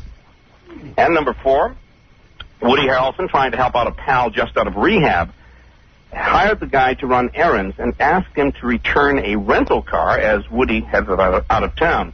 Weeks later, the actor got socked with a $2,500 bill from the rental company and found out his bud was still tooling around on the leased wheels. The rental people retrieved the car from the guy's home, but Woody still had to eat the bill. Here's your 4 stories. Number 1, Mike Myers was so out of control that he demanded that his manager return from vacation. Number 2, Courtney Cox and David Arquette. David Arquette mooning people. Right on the road there, Robin. Catherine Zeta-Jones dropped her panties on the floor, and Woody Harrelson got a friend a rental car, except the friend never returned it. He was racking up huge bills. Maybe it is the Mike Myers story that's the fake one. Yeah, really. Look at that. I believe David Arquette would show his rear end. Yeah, that sounds like David, doesn't it? And I'm not sure what the Catherine Zeta-Jones thing Who is all cares about. about that one? Catherine Zeta-Jones. And Woody Harrelson. I don't know. Why is hey, Mike, why are you always doing stories on Woody Harrelson? Woody's a fascinating guy. He's always doing fascinating things. All right, let's go to John Wayne Bobbitt. Which is the false story? Have you used your powers of deduction? Uh-oh. I guess not. Well, it's hard to say. I don't know. Anybody want to take a guess?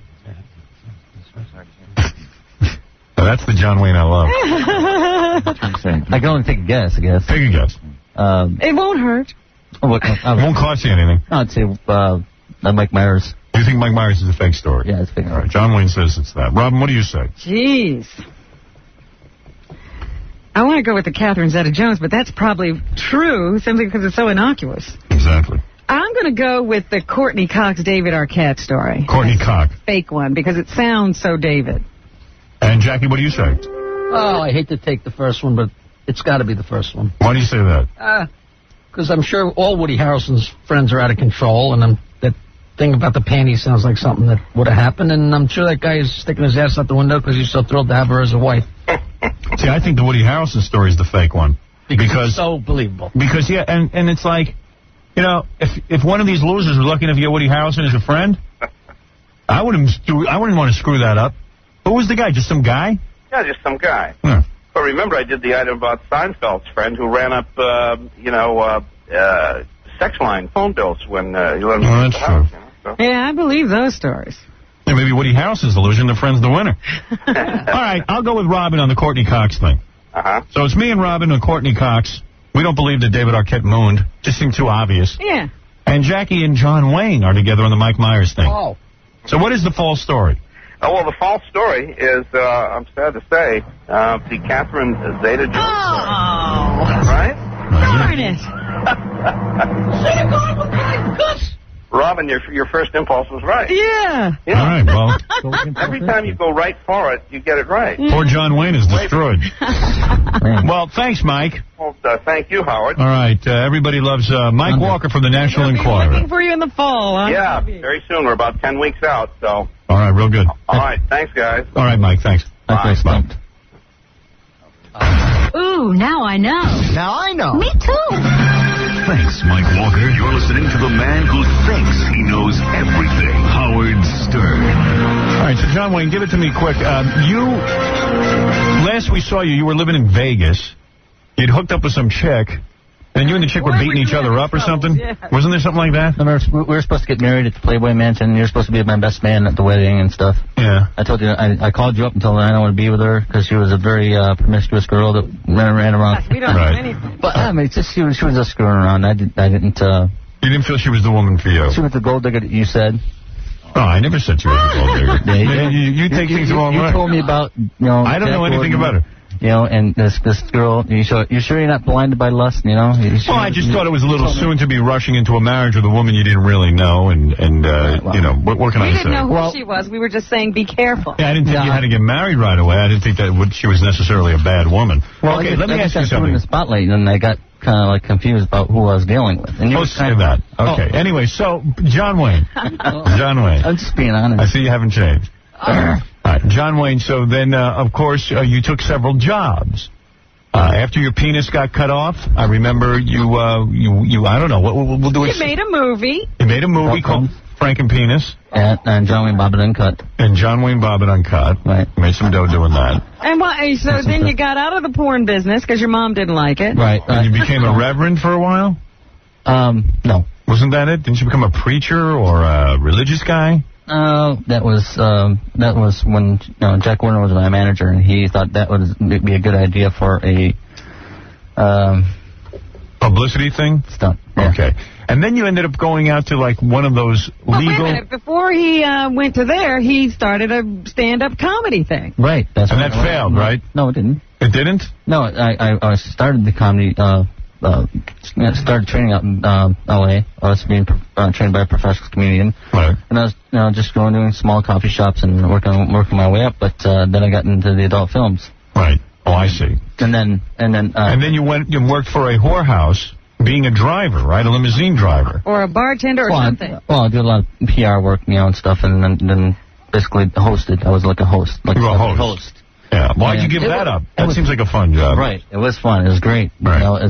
But I was just tired. I woke up and said, I'm tired of promoting prostitution. Well, not that. It's just that working for other people and not for myself. I see. So I packed up my bags and came back home to New York here and decided to just promote myself. And ever since I have, now I've been getting a lot of work. I see. Really? It's amazing. You know, I hooked up with a really sharp kid that knows what he's doing, and I can trust. You're getting a lot of work as a stand-up comic. Right. Let me hear some of this stand-up comedy. Everyone's curious. If you can give us a little bit of it, I would... Well, I'm not no Jackie Joke man. So First of all, who trained you? Well, I can stand up a little.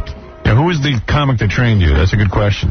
It says Leslie Coogan. Well, I got to give her some credit. She taught me a lot. She did. Yeah. She's a woman who, is she your girlfriend? No, she was Keith Coogan. I don't know if you know Keith Coogan, the actor. Okay, well. I know Jackie Coogan was an actor. Oh, no, I don't know. But she was a comic. And she taught you everything you know? Oh, she taught me a lot. She just was an instructor. I see, an instructor. Right. And now you have your own act, and you're out on the road, and you're saying you're getting a lot of business. Right. And what about your love life? Are you still getting a lot of women based on the fact that your penis was cut off? I know there was a high curiosity. How was your penis? Yeah, a lot. Great. Yeah? You want to see it? No. Now, I remember as one publicity stunt, you went ahead and had your penis enlarged with fat injections and... Right, well, I went and had some plastic surgery done. You know, had all touched up. It was good now. Yeah, well, what happened was the fat got lumpy. Right. Right? They say... It was like on one side or something. Well, because your wiener looked kind of strange. Yeah, because I went to some shows, some appearances, like award shows, and I was wearing, like, tight jeans. Well, they weren't loose enough to wear... While you were healing. Healing, yeah, and it kind of like... mutilated your wiener? Yeah, kind of, you know. Why did you mess around with your like wiener? Stick. But wasn't it crazy to mess around with your wiener after you got lucky enough to have it reattached? And have it work? Yeah. No, actually, it's great. I'm glad I did because I think it performed a lot better now than it used to. Right, so now your wiener... gives you a lot more confidence. And you have more plastic surgery done on your wiener and it looks better. Right. All right. Well, there you go, Robin. Now you have the full story. A lot of touch-up on your Just wiener. wanted to, catch up. We were left with the lumpy one. Well, I've never went back for a follow-up because the doctor that did the surgery ended up getting a bunch of lawsuits. You were just He filed bankruptcy, and I couldn't go in there and say, hey, what's with my penis? I mean, I was supposed to go on the Howard Show, and and I'm supposed to do these films. I got to get touched up here, Right, so I had to have to do the movie Frankenpenis. Right. Yeah. Lumped up.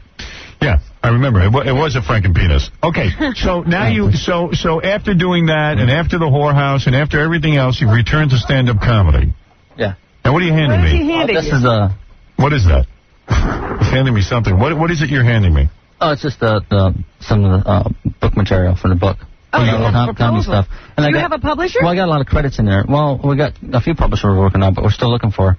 That's why I want to ask you. I mean, if you're going to help us find, a good publisher. I see you say Getting Cocky with John Wayne Bobbitt. Right. The name of it. I see. A book to make you laugh your balls off. Right. And who came up with that title? We all pieced it together. his people. Yeah. All right. And you think a urologist and a lot of other people. By the way, surgeon is not spelled S-U-R-G-E-N. All right. I didn't type it up. Okay. All right. Anyway, John Wayne, let me hear a little of your... Wouldn't you call it John Wayne Bobbitt Cut? I don't know what I would call it. I would think John Wayne Bobbitt would have a regular job at this point. I didn't think he'd be still going with it. Show business. Can you use the material I used in the green room earlier with your other guest? No, let me hear some of your material. So give me a minute. I mean, give me something. You know what I mean? Now? Here's your big shot. I mean, you can get people interested in your stand-up. He says he's working. All right. Well, I can stand up now. Ladies and gentlemen, John Wayne Bobbitt. Well, I can stand up now, but you got to forgive me. Sometimes I get stumped. All right. We'll play on words. So, I want to get into how it all happened when me and Lorena went into trial. Right. And there was a lot of controversial. It was a very controversial trial that gained worldwide attention. Yes. And she was charged with malicious wounding. There was one count and another count for highway littering. Yeah. And is that the joke? Yeah, it's a punchline. Right. All right. Go ahead. That's all right. But she admitted that she wanted sex that night, but she wanted it to go. Right. So in other words, she took it with her. All right. Go ahead. Anyways, what is it, Jackie? I think it's going for him is you can't understand him. Well, I don't know. It's just my mouth is so dry in here. I don't know. Well, somebody bring him some water. I don't think it's going to help. Well, anyways, the prosecutor, he was kind of like a little biased toward Lorena because he got her side of the story first. But it was the same prosecutor who had to prosecute both cases. And Hello? Hello. he had me up on the stand and he said, Mr. Bob, it isn't true. You were you a little half-cocked when you came home? I said, no, sir, not till I woke up. All right, John Wayne, listen to me. All right, well, I don't want to interrupt. Well, I don't want to go in the routine, but... Yeah, you don't want to give up all your material. It took a long time to create. How long is your act? How long is your act? You don't understand. Lorena... It's all Lorena acts. No, well, I got other stuff in there, but I wanted to say that she tried out for a new all women's hockey league. The what? Lorena tried out for all women's hockey league. All women's hockey. She got cut for slashing. She did. All right. Listen to me. Okay. You know what would be? I'm not going to give you advice. I'm not a professional comedian, but it'd be really interesting to hear you talk about what it's really like to have your penis cut off in a funny way. Or anything else. Oh, yeah. Or anything. Comedians can't be one subject all the time. Yeah, it's kind of old, that story. But I guess people expect you to talk about your penis being cut off. I mean, yes, come on, I'm the guy. You know what it's like? There's other things in life. You say stuff like, you know what it's like to be the guy who got his penis cut off? You have any idea what my life is like? What's going on now? That's what I was going to get into. Go ahead. All right. A big comedy skit where I just come out on stage dressed as a penis. In all fairness, we cut him off early. Wait a minute. We're back to dressing as a penis. Howard, it's hard. Okay. Okay, go ahead. Yes. It's hard. It is. We get it. But it's hard. Everything you want to say, all my material on your show, and sure, it's just. You got a dirty show. I don't know. I don't want to get dirty or nothing, but. Yeah. Right. All right. So, blue, man. All right. So I got a lot of things to plug, and we want to kind of. You guys want to know what I've been doing, so I don't know. All right, anyway, listen, John Wayne Bobbitt is now... I'm confused. John Wayne, let me plug a few things for you here. You're nice enough to come in. What can we plug for you? How can we help you out here? Oh, the book, Getting Cocky with John Wayne Bobbitt, the book that you laugh your balls off. Don't go looking for that book. He's looking for a publisher. You're looking for a publisher, right? Well, we got an email address for anybody who wants to... Go ahead, give me the email address. It's bobbitsrep@AOL.com. bobbitsrep@AOL.com. That's BOBBITS. All right. REP@AOL.com. Okay. What else can you plug? Where are you going to be appearing with your stand-up routine? Oh, all over Canada, Yuck Yucks and Yuck Yucks. Yeah, we know that. Well, I Jackie wishes he could get booked there. Yuck. Trying to get in for you. Yeah. Well, Comedy Wood up there and Comedy Wood. Comedy Wood, yeah. Comedy Wood, right? Yeah. All right. So you are working. So I'm just going to go out there and have fun and work on a lot of great material. Good. All right. So you have a game plan. You have a game plan. Right. I love it. It's great. I mean, I love just entertaining people. And you're making a living. And not that I'm saying that you're not going to make it. But well, he's early in the game. Just gotta keep trying. If I was you, though, I would work on a career of some kind. Like a backup. Not that you're not going to make it. Well, I got perfect for him. The hosting thing. Yeah, the hosting at the whorehouse. Well, it makes sense. Well, I got a big deal that came in for a feature film. Right. It's called Hangman. Hangman. Yeah. This lady she's a scriptwriter. Dee Evans is her name. Right. And she wanted me to play the leading role as an FBI agent in this film. Yes. And what happened to that? Where's Dee Evans? What else has she done? The deal just came in. Oh, so you're going to do that? Just came in. All right. Just before what I came else in the show. has Dee Evans done? She wrote. Gone with the Wind, I think. Oh. No. No. She wrote Cheers. Oh, really? Cheers. Night Court. Really? A lot of things. A lot of Broadway plays. That shut you up. I'm just making sure he's okay. Jeremy, you're on the air with John Wayne Bobbitt. You got to get this guy off, Howard. He's the worst comedian I've ever heard in my life. I think he lost his sense of humor when he cut off his penis. Well, all right, there it is. There's only one review, John Wayne. I wouldn't let that get to you. Yes, go ahead. I have to lose my head. Russ, go ahead. Hey, Howard. Yeah. How you doing, buddy? Okay, man. I just want to ask you something. Why do you have this guy on your show? Well, I thought maybe it'd be interesting to get an update on John Wayne Bobbitt's life. We're fascinated. Oh, my God, he's so washed up, man. No offense, John, but Jesus, I mean, No offense, you're washed up. Well, John, listen, John knows that he's had his moment in the sun. He's trying to get it back again. That's all. I got hooked up with the wrong people, and I'm working on my own now. Get a little sidetracked. You think your career would have taken off if you had the right people? Right. If you, whatever. All right. Doesn't have the talent, though. That's the problem, Right. Writing a book, come on. Who wrote it for him? You know what I mean? Oh, what's already written? Silly. It's ridiculous already. Give it up, buddy. No offense, but, you had your time. Just, appreciate what you had, and then who knows? Call it a day.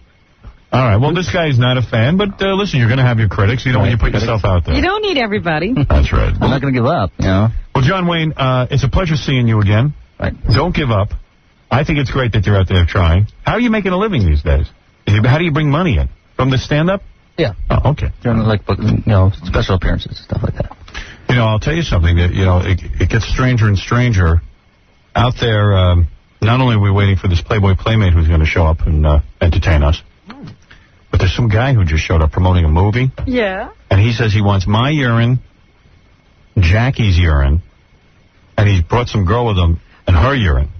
And he he'll wants, tell which is the girl's urine? he can drink all three and tell who's whose. Disgusting. This is to promote a movie. So you know this movie's no good, right? Right from the very... You want to meet this guy? Hey, bring the guy and the girl in. Yeah, let John Wayne stay here for this. He might like it. Maybe they'll get his urine. He's already funny. See, John, you got to get involved in this. This is Mike and Renee. D. Evans is going to make a whole movie around you. Wow. Yeah, that's right. Amazing. They're still looking for the villain. I was thinking maybe, What about Melrose Larry Green? Yeah, well, I know. I was thinking of some ideas. Jackie would make a good villain. What is it, Paul? Yeah, he'd make a good villain. Yes, Paul, go ahead. You're on the air. God bless you, Howard. Hire that man as the new head writer for the show. He's at least a dozen times funnier than that fat Jackie, the guy that looks like the Teletubby. I see. Thank you. Hire him. Hello, sir. How are you? What is your name? I'm Michael Dugan. You're Michael Dugan, and who is this pretty girl with you? This is Renee, the star of Raging Hormones. Hello. Raging Hormones. And what are you, a stripper? Raging Hormones is the movie. What are you, a sexy, what are you, a A vixen? dominatrix? Yes, I am a dominatrix. You're a dominatrix? Yes. Right. And you're trying to get publicity for your movie. That's right. We're looking for a distributor right now. I see. And you can't find one. So basically this is your home movie right now. At this point, no, we actually won the New York Independent Film Festival. Best comedy, best director, and best soundtrack. Really? Yes. So it's not a bad movie. That's almost as good as the Czechoslovakian Film Festival. Just a little bit better. Right. And you are desperate to get a distributor for this film. Well, we want to. You are so desperate. And tell which is and you I'm can not his girlfriend. You're not his girlfriend. No. And he's your slave? Yes. He is. What do you do? Whatever she says? Usually. Except when he's directing. Tell me what he does for you. Is that where you don't even have sex with her? You have to do whatever she says, and you have to clean the house and everything. Well, I'm not really into house cleaning, but because I'm usually busy. But sure, I'd do anything she'd say. Mm-hmm. Really? So you actually go to a dominatrix? Well, I've had a lot of them who are friends, so I don't have to go to them. Do you get naked and have a ball in your mouth? No, I haven't done that yet. No. What kind of dominatrix do you do? What do you make them do? I don't. Basically, he serves me when I go to my fetish parties. He does whatever I ask him to do. And what do you do? Sometimes she'll hot wax me. Whip him. Hot wax you? Yeah. And you like that because what? What's your story? Well, what's wonderful about it is she usually attracts most of the beautiful women at the party. I see. They tie you up, and the next thing you know, you have 5 women doing things to you. It's terribly humiliating. Really? Yes, it's horrible because somebody playing with your nipples, somebody be playing down below. Really? They'll be putting things in your mouth that you wanted there anyhow. Right. It's not really as humiliating as everybody thinks. It's actually quite fun. All right. Well, I don't get the whole thing, but I don't understand. So what are you going to do? You're going to drink urine, which I've seen people now, do. How did you were an expert at this, huh? I think the people who sent the letter were exaggerated a little bit. What I said was I could identify her urine between your two. And, it didn't mean tasting it. Oh, it did mean that. If necessary. Really? But I don't think it would be necessary. Really? You just know her urine so well. I'm hoping. Right. What is it, Casey? You said you would drink it. I'll drink her urine, yeah. Okay, that's right. I don't even want to see it. I'll just give you a plug for your movie. I don't even want to see you do that. The things you do to get a theatrical release. Yeah. Unfortunately, we don't have any big name stars yet in the film. The film. Well, John it's Wayne done. John Wayne Bobbitt's available. What's that taste like? More people drink it than. They do. They just don't. They don't admit to it. I see. Sure. And what's your story, honey? Do you have a boyfriend or anything? No, I don't. And you're not into sex? You just want to, dominate men? No, actually, I have an internet company that I run the girls out of, and I do domination on my... Oh, what are you, lesbo? I'm Yeah. bisexual. All right, she's a lesbo. That's what I figured. You look kind of... No, you're not into men. Oh, yes, I am. Really? Oh, yes. You are. Oh, yes. But you're into, doing dumb stuff with them. Oh, no, Like putting them in diapers and spanking them. That's and... only for certain people. Really? That's people who call me for that. But Is that how you make a living? no. No? It contributes to it, but... I mean, you're a nice-looking girl. I'd bang you, but, Oh, thank you. they're all hung up. those chicks. And I'm not going to sit there and do your laundry. Women are fun to play with. No, see, in my life, I would like dominant men. Right. I have submissive men to do whatever I want to do because I tend to be lazy sometimes. Oh, what do you got, one boob or something? No, I have two. Oh, you got two. Okay, all right, let me see the second one. I don't know, I couldn't tell. Why don't you show him? Hey, show me your boobs. Let's see. You're not uptight about it? No, I get naked all the time. Oh, really? Yeah. Hey, let's see how you look. You're on the skinny side. I like that, though. All right, get fully naked. Why not? A Bobbit look, too. That's very nice. She's got a nice figure, right, Robin? Yeah. She's very thin. I like that. Let me see your butt. You got a bony ass? Let me see. Turn around. Let me see your ass. Turn around. You know, you got a big tuchus for a little girl. Yeah. You look pretty good. I think. I love they have to wear rubber clothing. Yeah, that's nice. I still don't know what this movie is. I don't either. Can I tell you a little bit about it? Nah. It's all right. We don't want to know. Could I give the website name? All right, give the website. Okay. It can be located at the website on www.gsnetwork.com Right. / Raging H. Yeah, we'll all find that. You know, they're supposed to be easy, these websites, to access. That dress is longer than All right, let's see your boobs. Constitution. Oh, my God. Oh, you are skinny. Oh, she's getting fully naked. Oh, yeah, you are really naked. Get her Good a- Lord. Get her something to eat. Huh? That's a skinny girl. What do you weigh, honey? 100 pounds? And what are you, about 5'10"? No, I'm 5, hold on, I'm 5. What is she doing? She's some sort of, she has jewelry in her most intimate of areas. Yeah, right. Oh, you look good. I do you. You're nice and skinny. I like that. No problem there. Can I sit here like this or should I? Yeah, you can sit there naked. I don't care. I'm going to get rid of you anyway. I'm going to throw you all out of there anyway. What is it, Casey? Got the cups. Let's give him some kidney juice. Oh, get out of here. Let him drink it. He wants to do it. Come on. Fill one up, Casey. You fill one up. All right, you want me to? Yeah, go ahead. Yeah. He'll drink it? Yeah. No. I said I would drink hers. What's wrong with my urine? You're a guy. It doesn't matter. It's gay. That's gay urine. I'm healthy. That's gay. That's gay. All right, you know what? Why don't you guys all go have a party in the back room? Nice. I don't want to see it. Thank you very much for How having does us. this guy really make a living? I don't know. You know, I don't know how anybody, I don't know how Bobbitt's making a living. I don't know how this woman's making a living. I have a website everybody can come visit me on. And what do? You're naked on that? Yes, it's a live feed where you can come and chat with me and talk to me. Oh, that's how she makes a living, like everybody else in America. She got a it's a website. girl's house. Right. We all live there, and What's the name of that website? it's called girlshouse.com. Right. And it's basically... Wait, if I was a chick, I'd put a camera in my... Oh. Get out of here. What's the matter with I you? misunderstood it. No, get out of here. right? You want to touch her? You can probably touch her on your anyway. knees before you ask me anything. I'm not buying into any of that dominatrix stuff. You weigh 100 pounds. I'm pretty sure I can kick your ass. There she might go. You're damn right. All right, listen, congratulations on your movie that no one will ever see. What does the guy do? I have to know. Yeah, what do you do for a living? It's the movie's Raging Hormones. I'm a writer, director, and a producer, and have No, been how do you for make a about- living? No, that's what I actually do. Right. I've written the soaps. I've written a lot of Oh. commercials you hate to watch. Right. What commercial have you written? I've written, remember, Mr. Whipple? Yeah. Nighttime sniffling, sneezing, coughing, aching, stuffy head fever so you can rest medicine. You wrote that. I wrote some of them. I didn't come up with the original line, but I did. Well, a what few have words. you come up with? What have I come up with? You came up with this movie no one's going to see. I wrote Santa Barbara for a while. So you really have a career? Yes, I do. But as you know, when you try to make a movie, oftentimes Hollywood doesn't have their arms out for you, nothing. Right.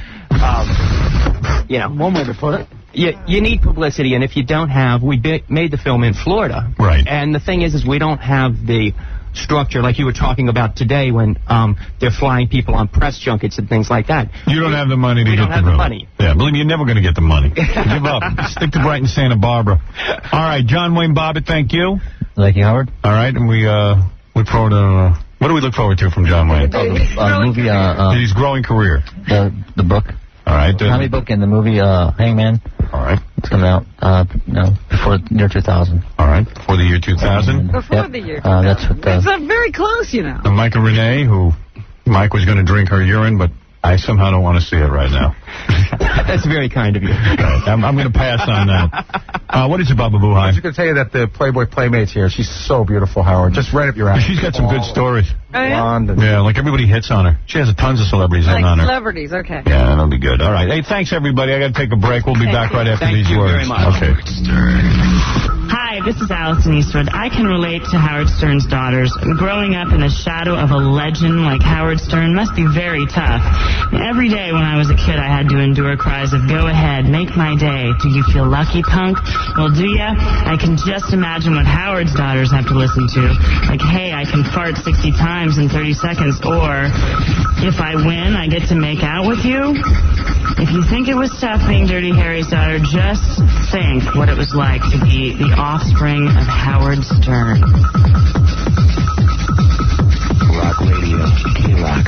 Rock Radio. K-Rock. I got it. I'm patched in. All right, let me hear it. With the Howard Stern Show. Come on in and join the party. You know, I was reading the paper that John Popper, a blues traveler, a friend of our show, heavyset rock star, just had like angioplasty or something. 32 years old. 32? 32 years old. I'm worried about him. And you know what else got me crazy? When we were on vacation, remember that guy who belonged to some group called the New World Church Order or something? Something like that. He was involved in one of these hate groups, and he went around shooting black people and Jews. Guy, yeah. And then he shot himself, I guess. Yeah. So as soon as I saw it on the news, I said, hey, I got the internet. I'm going to go on the web and check out the website. I like to check out these hate websites. They're kind of fun to read, you know, see what the agenda is. And then I went on, and I guess the church pulled off its own website because they were getting too much heat. Oh, I see. But then I read in the paper today that Yahoo, which is a search engine, has booted 37 hate clubs from Yahoo. In other words, if you try to look up, you know... They're not going to search them for you. They're not going to search them for you. And I hate that, because what I love about the internet is you can get anything you want, even if it's negative. That's why I'm kind of drawn to it. Nobody uses it to search out, you know, regular stuff. Except me. No, you don't. I do. I go in for recipes. Oh, please. Buy a book. I think the outrageousness is the attention or the attraction that you know. You could get anything. Yeah. 37 hate clubs booted off Yahoo. All right, I'm going to ask you a question, Robin. Who is Victoria... Principal? No. Who is Victoria Svilstedt? I don't know who that is. She's a woman who is a Playboy Playmate, model, and she was booked on our show once, and then Elite pulled her off the show. They wouldn't let her appear. Pulled her off. Yeah. Why? Wow, what a hot babe. Not bad. Now, that's not a real girl. It's not a real girl. That's actually a robot. Yeah, somebody made her in a laboratory. She's not human. From another planet. Yeah, you're cute. You must have had an easy life. Yes. She really does have an easy life because she's so beautiful. When you're that beautiful, things go well. Yeah, not always. Really? Like Well, the usual things happen, like people die in your life and stuff like that, but everything else is great. when you were in high school, were you like the cheerleader? Gary, you're making so much noise with that What are microphone. you doing? Yeah, can you just leave it alone? Hey, Gary. Well, I can't hear you now. What are you saying? Howard, you have to adjust it so you can hear her. She's 10 feet taller than every other guest that comes in. I mean, well, can't you do it sort of quickly? I mean, you're making so much noise. Time, it's all right. He was watching her, you know that. Right. Oh, it's so weird. Bad things do happen to me, though. Like last night, I just came in from Rome. Yeah. Doing a fashion show there, and my luggage got stolen in Rome. That's why I'm walking in my pajama pants. Are those pajama pants? Pajama pants. Looks nice to me. I lost all my, my clean underwear, all my clothes. Oh, that's a terrible thing. I mean, what a tragedy. I mean, what a horrible, horrible Bad thing. things do happen. Well, how tall are you? Let me describe you to my audience. Are you about, 5'11", 6 feet? 5'11", You're yeah. 5'11". You've got gigantic hooters. All right. They're monsters. They're beautiful. Those are not real, of course. They're mine. They're yours, though. And what are they, D cup? It's more like a C+. C plus? No, those are a D. Robin, those are a D. At least. At least. At least. If you're Right. so she knows. You're not even wearing a bra, are you? Well, as I told you, the bra is in the bag. And my panties, too, so here. So you're not even wearing panties. Well. Stand up. Let me see if I can see through your white pants. Not. Let me see if I can. I can almost see something. I'm not sure what I can see. And you have long blonde hair. You're obviously very beautiful. I imagine even in high school, you were considered, were you a cheerleader or some kind? No, we don't have that. I grew up in Sweden. And I thought there was an accent. Yeah. Don't you eat reindeer meat? Yes, you do. You do, right? Swedes eat reindeer meat. Who even knew there was such a thing? Yeah, who even knew I thought reindeer were fake, like Santa Claus. Yeah, right. Yeah. So you used to eat reindeer meat. Reindeer meat and drank a lot of milk. Is that how she got to look like that? I'm going to start eating reindeer. Yeah. I like when your shirt almost falls off. That's really cool. That's really a lot of fun. Yeah, isn't it? Are you a very sexual woman? You seem that you are. I am. Yes. The Swedes are into sex and suicide. It's a very interesting Suicide. culture. Yeah, that's why I left in time. How old were you when you lost your virginity? What's about, I was young. Put it that way. I Younger than lost it 13? very early. Something like that, yeah. Were you 12? Probably more like 13, but yeah. You were 12 or 13 when you lost your virginity. I Wow. was a woman very early. I mean, I was grown. Did you lose it to a reindeer, your virginity? Are you a very cute one, though. Are you saying that at 12 or 13 you were fully developed? Yeah. You were. I was 5'11". I was maybe not this developed. No, you were developed. Well, who did you lose it? Did you lose it to a much older man? No, he was the same age. That was the fun part. I mean, we were both experienced. A 13-year-old boy. Wow. It's like doing homework, you know.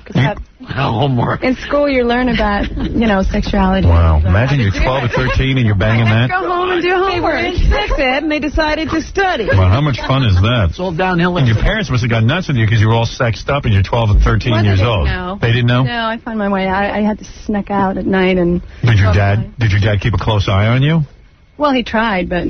But he couldn't. He could not. Right, because you were incorrigible. Yeah, got that. All right, I see. Okay, so you grew up in a Swedish village. Mm-hmm. And you're very beautiful at a young age, and high school's pretty easy because everyone wants to be friends with you, right? Not really. I was very shy growing up. Believe it or not, I was. All right. And, So you imposed your own obstacles since there were none. yeah, exactly. And why didn't Elite let you come on here the last time? Well, I guess because they thought I was too naive and I could barely speak English. I was like, hello, I'm Victoria from Sweden. Is that true? Could you barely speak English? No, I could speak, but maybe she thought I wouldn't understand your jokes or whatnot. You speak really well. You speak very well. And I watch your show all the time, and I mean, I get your little jokes here. I mean, Yeah. I love your show. And Oh, great. I was so bummed. I was They like, I were want to go on. protecting you, huh? I Yeah. know, they thought they were. They thought you couldn't handle it. Yeah, right. Yeah, meanwhile, you're handling it just fine. Uh-huh. But can they tell you what to do, really? You should have just come on. Well, you know. Are you still a model with Elite? Uh-huh. Oh, you are? I am. And what do you do? You just, like, where do we see you? Like, are you in I have magazines? Yeah, I do magazines as well. Yeah, Like that. TV? Yeah, I do TV. I was just in the last episode of Melrose Place. Oh, no kidding. Mm. What'd you do?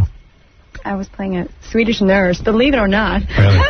Put you in a bathing suit. Non-brainer. That's hot. Well, Yeah, believe me, that some outfit was pretty. And men are constantly hitting on you. Like, you say that Donald Trump was trying to become your boyfriend? Well, you know, he tries with everyone, and not like. I mean, how did he approach you? How did you meet Donald Trump now? There's a catch. I mean, he's well- rich and he's Well, good looking. I mean, what's wrong with it's him? not like I just ran into him. He called my agent at Elite and said, I got this great gig for Victoria. I want to put her on my billboards. You know, he got those billboards outside Atlantic City. And I see those Trump billboards. It's him with a hot chick. Seriously, yeah. Yeah. So that's what his catch to get me. Because so. the current girlfriend is the girl on the billboard. Right. It's kind of weird, you know? Melania, right? Yeah. She was my roommate in Paris when I lived in Paris. Oh, could you imagine the two of them living together? We had fun. Really? Did you have fun together? Yeah. Did you two ever get it on? Not really. She's from Slovenia, and she was very cold. She seemed to open up a lot more now. Are you into other girls sometimes? I like girls, but not, you know, I'm into men, yeah. But once in a while you'll mess around with a girl. You do, right? Yeah, that's hot. No. That's hot. No. I think that's a yes. No, She says no. No. You've kissed girls. You know, I admire women's body and whatnot. Have you ever kissed a girl? My mom. Yeah, you've kissed other girls, right? Stop. Yeah. I mean, that's a yes. Wow. That's a yes. No. That's a yes. Oh, yeah. You're very sexual. Any girl who gets it on at 12 Is kissing girls. is kissing girls. Doesn't mean I have to kiss girls. Yes, it does. You've had some lesbian experiences. Stop. What's that big ring on your finger? Oh, I just got engaged. Look at that rock. Who are you engaged to? This guy is named Chris Raggy, and he works for Entertainment Tonight. Chris Raggy? Yeah. And what does he do for Entertainment Tonight? He's one of the on-air anchors. Oh, he's an on-air anchor. That's his entire salary on your hand. Seriously. You're going to marry somebody? I'm going to married next year. He's not cute. Aww. All right, whatever. It's a waste. Raggy. What are you doing, Chris Raggy? Okay, And you turned down Trump? Victoria Raggy. I sound too. So what? Your last name's hard to say. It's Vilstedt? Yeah, you said it wrong. How is it? Kick you there. Silvstedt. Silvstedt. Yeah, I don't know where you got that Silvstedt. So get back to Trump. Why did you turn him down? So he calls you up and says, I want to give you a modeling gig. That's very nice. And I had dinner with him. Yeah. He'd take me out to dinner, and Where does he take his broads to dinner? what's it called? That 21? 21 Club. Yeah. And you must make quite a scene when you enter the room with Trump. I mean, it's... Yeah, well, it was almost like, you know. Yeah. Everyone looks at you when you walk in. What do you wear on a date with Donald Trump? Nothing too, distracting. No, I Try bet to not. tone it down a little. 'Cause Really? I've heard some stories about him before. Oh, you had? Well warned. Hmm. But She was wearing a chastity belt. yeah, right? Did he touch you under the table with his foot? That's what I would do. You got that right. He's not Right. a stupid guy. He's very smart. So what happened? He picks you up, what, in a limousine? Yeah, he picks me up in a limousine, of course. Right. You know, and takes me to this club, and he never even talked about the job. It was just about him, you know, how much better he was than my boyfriend, and, you know. Really? How good he was and how, you know, hot he is. And yeah, really. So he gave you his resume. He said, listen, I'm better than your boyfriend. Oh, totally. Oh, yeah. The guy from Entertainment Tonight. Exactly. I'm richer than him, and I can give you a better life. Seriously, yeah. That's what happened. So he gave you his pitch. And what did you say? Did you immediately hop on top of him? No, And it was a huge turn-off. I can't stand guys like that. you don't like guys who sit there and brag about themselves. No. I see. So, But you went to dinner anyway. yeah, so that's about it, though. Then I ran... He never tried to kiss you or anything? I tried in the car, but I was like, no way! On the car back from dinner? Uh-huh. I see. Yeah. After dinner, you wanted a little kiss, and you wouldn't give him one kiss? Not even. Not Trump? So how did your boyfriend feel knowing that you were going out with Donald Trump to dinner? Well, it was a dinner. I mean, a business meeting. It was supposed to be. My agent was supposed to come with me, so. And no of course, agent she was did not available. show up. Right. So it was kind of like a entrapment there. You should date Mel Karmazin. Yeah, right? That'd be good. You know, that's very funny. They were protecting her from us, but they deliver her to Donald Trump. Yeah. Well. And so that was it? Just the date and no other contact? No, I never dated him. He never pursued you after that? Well, he did send me, like, a couple of gifts and stuff. And Like, what kind of gifts? Yeah, what kind of gifts? You know what he sent me? It was so cute. What did he send you? He sent me, like, he was on the cover of Playboy magazine, like, a couple of years ago with some hot chick. And he sent me the cover, and he signed, like, really sweet, like, oh, look, I'm hot for you, babe, or something. Really? And sent it to me. I thought that was so cute. Along Well, with to show you that he gets the cover of magazine. Seriously. Right. And I was like, Donald's okay. No, but he's very nice. He is a He's nice guy. funny and all, Right. you know, but it's not, you know. And what kind of gifts did he send you? He just sent you a picture of himself? Yeah, but that's cute. No other gifts? Yeah, just some, you know, gifts. Yeah, I don't want to go into What kind of gifts? I want to hear what he sent. I can't tell you. No, come on, tell us. What did he send? Why? Why can't you say? No. That reindeer meat's going to your head. Come on, tell me, really, why can't you say? No, I don't want to say. A Jaguar? No. A sable coat? That, no. It's private. Jewelry? Maybe. He sent you jewelry? Stop. Wow, he must have really liked you. He was trying. He was in there pitching. Who else? What other? So, do celebrities constantly hit on you? Like when you go to the Playboy Mansion and stuff? Yeah, there's a lot of them at the Playboy Mansion. I mean, it's the same usual sleazebags there. Who are the sleazebags at the I Playboy don't want to Mansion? name any names, but there's Leonardo DiCaprio? one of them. Really? He hit on you? Every girl. Actually, he had his friend come up to me and hit on me for him. Oh, he sent Really? friends to talk to you. Like a representative. Yeah. Well, yeah, no one wants to be shot down when they're in that caliber. Exactly. So the friend comes over and says, you know, hey, Leonardo's over there. You know, he wants you to come over. So you did not want to be... Party later on, and here's his number. You know, and my fiancé was with me. You know, so we just got into a fight there. So. I see. And, who else? Yeah. Who else did you meet? Stop, no more. I like how your shirt's almost falling off. That's really sexy. Stop. Boy, must be great to take you for a ride. Are you good in bed? Mm-mm. Are you very loving? Only my fiancé can be the judge of that. Oh, please. Yeah. I'm going to judge myself. Mm-hmm. Yes, Stuart, you're on the air. Howard, hi. I used to date this girl. She used to live in a house in Gramercy Park. Really? You went out with her? How do you get to go out with I her? met her at the club. They used to get these club guys would call them at their house and invite them over to parties, and all the girls in the house used to come over. They were a bunch of slobs. Slobs? Mess around with one another. Oh, the girls would mess around with one another? Yes, they would. Oh, that's hot. Howard. That's the stuff she's not telling me about. Howard. Yeah. Someone says what? What? This guy's full of it. He's- Who's this guy? Bob, what's up? Hey, Howard, how's it going? All right. Hey, I can't believe Victoria's getting married to Chris Raggy. Oh, come on. He's a good-looking guy and everything. I remember him playing softball with him in West Hartford. But, I mean, Victoria, you're out of control. I mean, you can get someone like... his Really? personality. I mean, he's the... She's making me crazy, I'll tell you that. Yeah, I know. Yeah. Be fun to be getting married to her, So huh? how did she meet this Chris guy? He was doing an interview with me right before I was named Playmate of the Year. I see. And we spent a whole day together. And we just kind of, it You clicked. right there. I see. Totally. So how long have you known him? 2 years, 2.5 years. Oh, okay. Yeah. And how long, like, did you start dating him right away? No.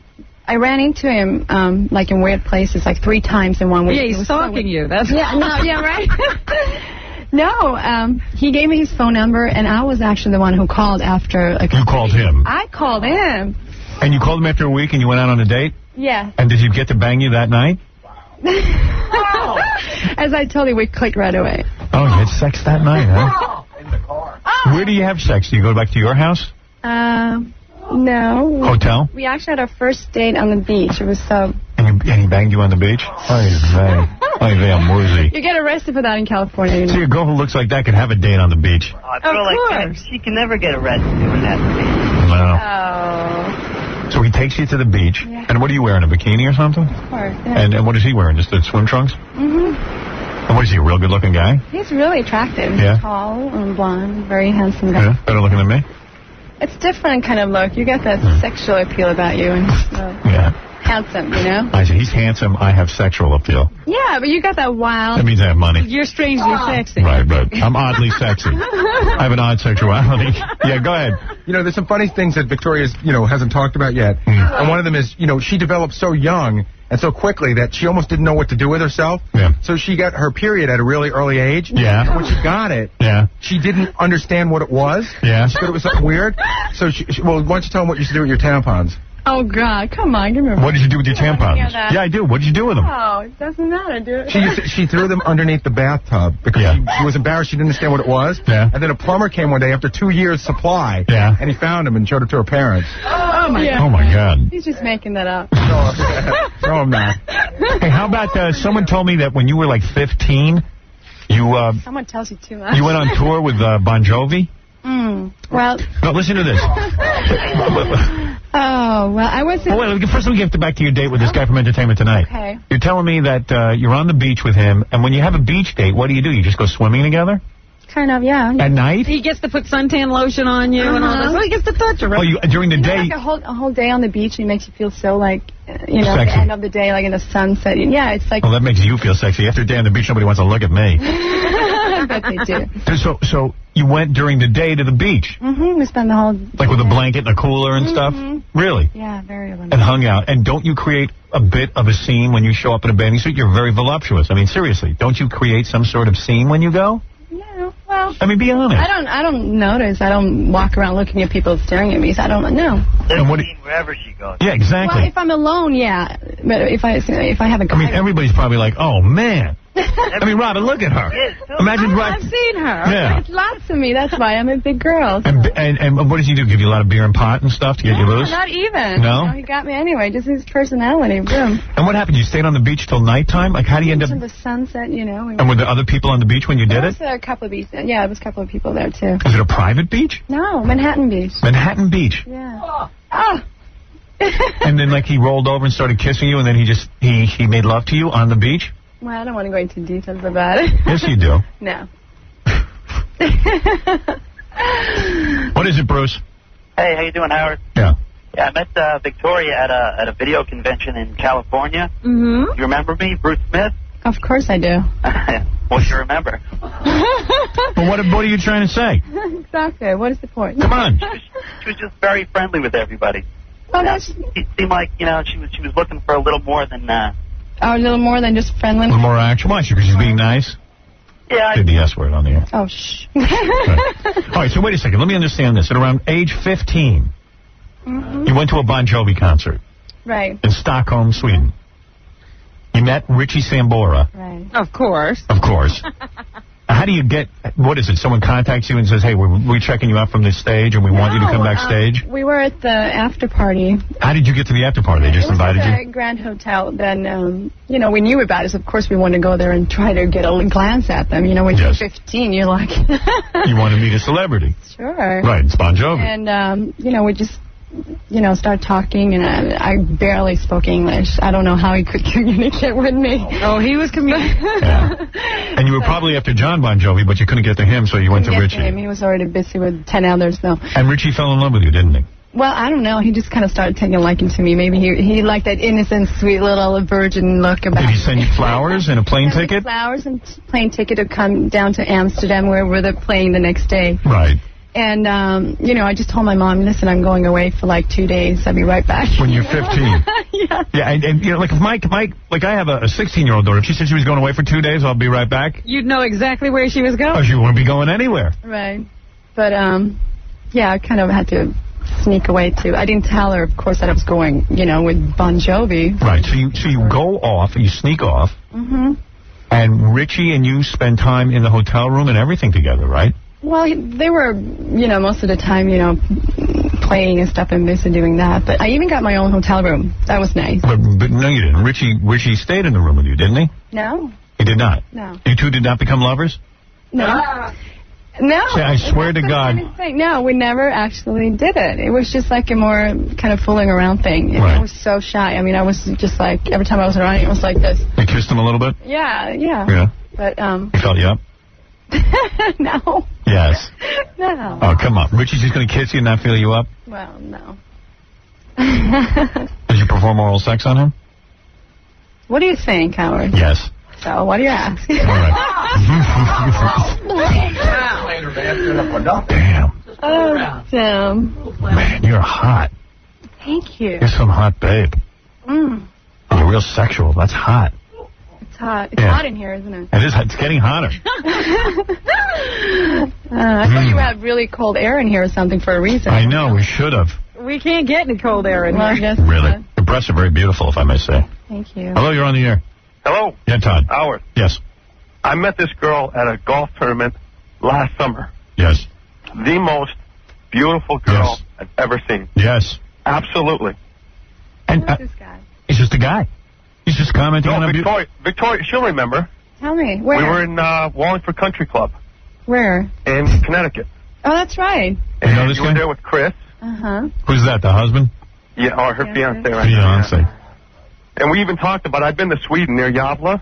Yeah, right outside my little village there. Yeah. Look how this guy knows everything That's about right. her. Man, when you're a pretty girl, He's hanging on her every word. I can't wait till Victoria's about 50 years old and no one's paying attention to her. She'll wonder what happened. Yeah, she's going to be like, I was so interesting when I was in my 20s. What the hell happened? People stopped listening to me. Yeah, Richie Sambora was glued to me and he couldn't even understand what I was saying. Nobody sent me a ticket to anywhere. I always thought I had a good personality. Well, you seem like a nice By then, person. I've done it all, so probably at 50, I'm ready to just kind of... Was your father a strict father because he would lock the refrigerator so you couldn't eat? Yeah. Why would he do that to you? Because I was in a Swedish ski team. I was a professional skier, and I had to stay in shape, you know. Oh, he was Professional helping guy. you.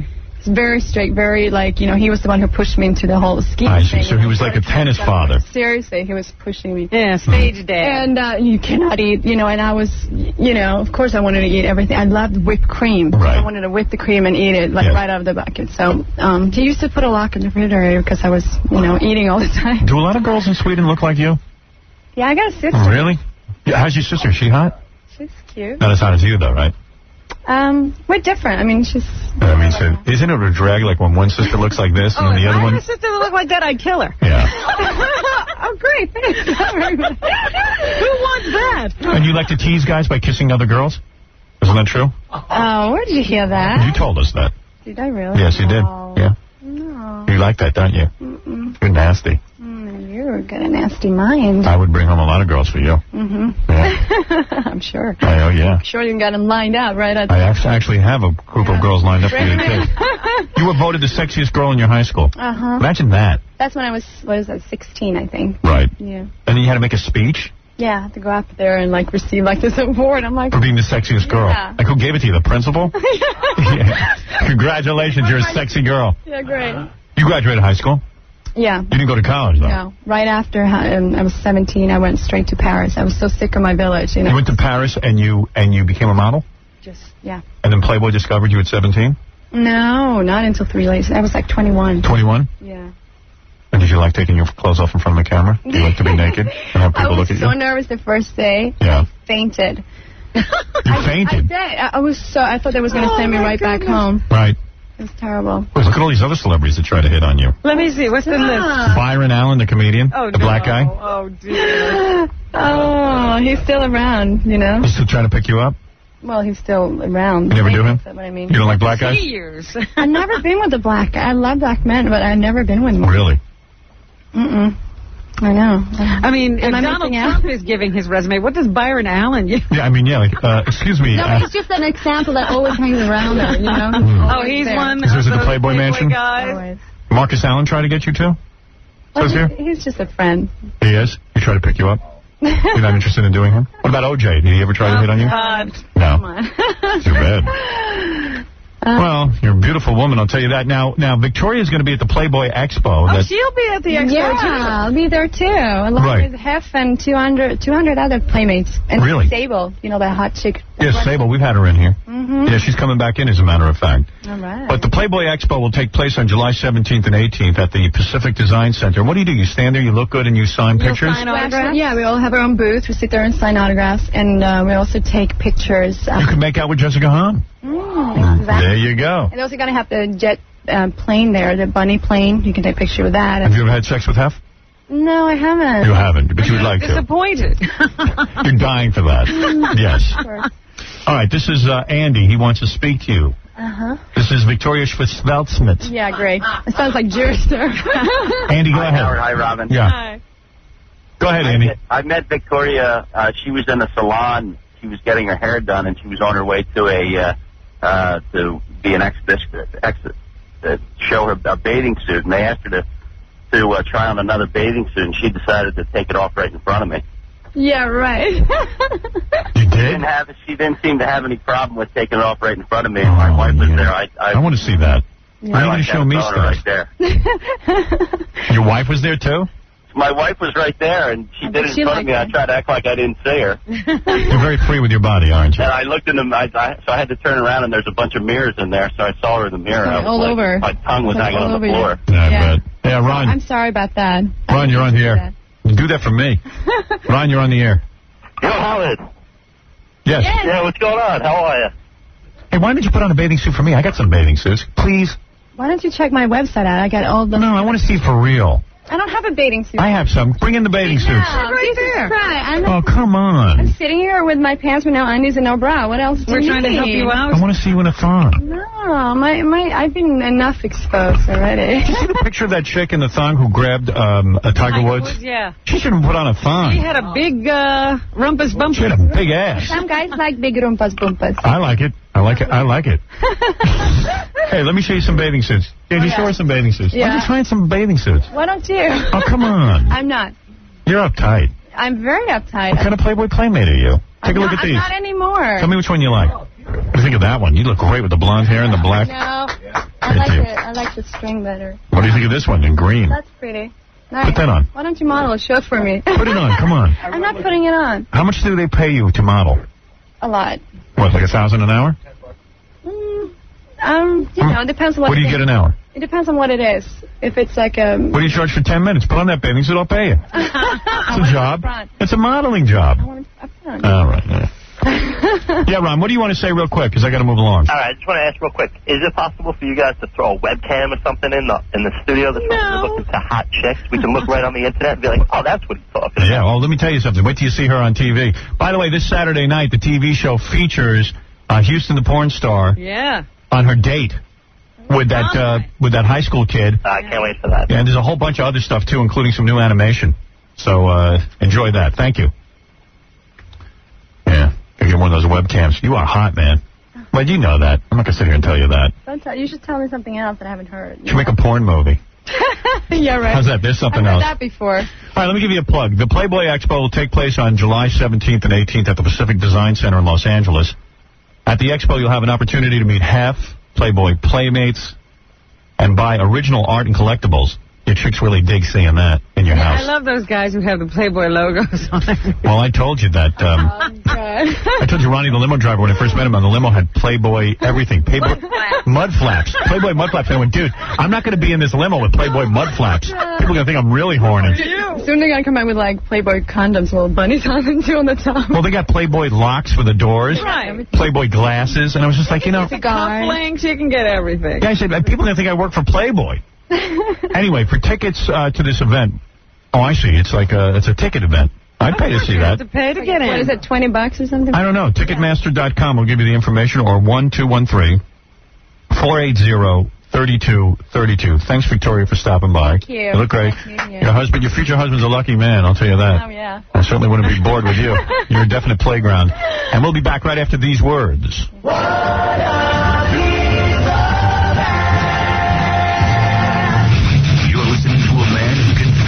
Sewing needle with his penis. Howard Stern. K-Rock. Hey, this is Stuttering. 2, 3. K-Rock. Howard. Hi, this is Phil Collins, Rick Allen, Joe Elliott, and Rick Savage, Vivian Campbell. We're from Def Leppard, and we just want to say thanks to Howard Stern for having us on. It was great. We had a blast, and we want to do it again. So, yeah.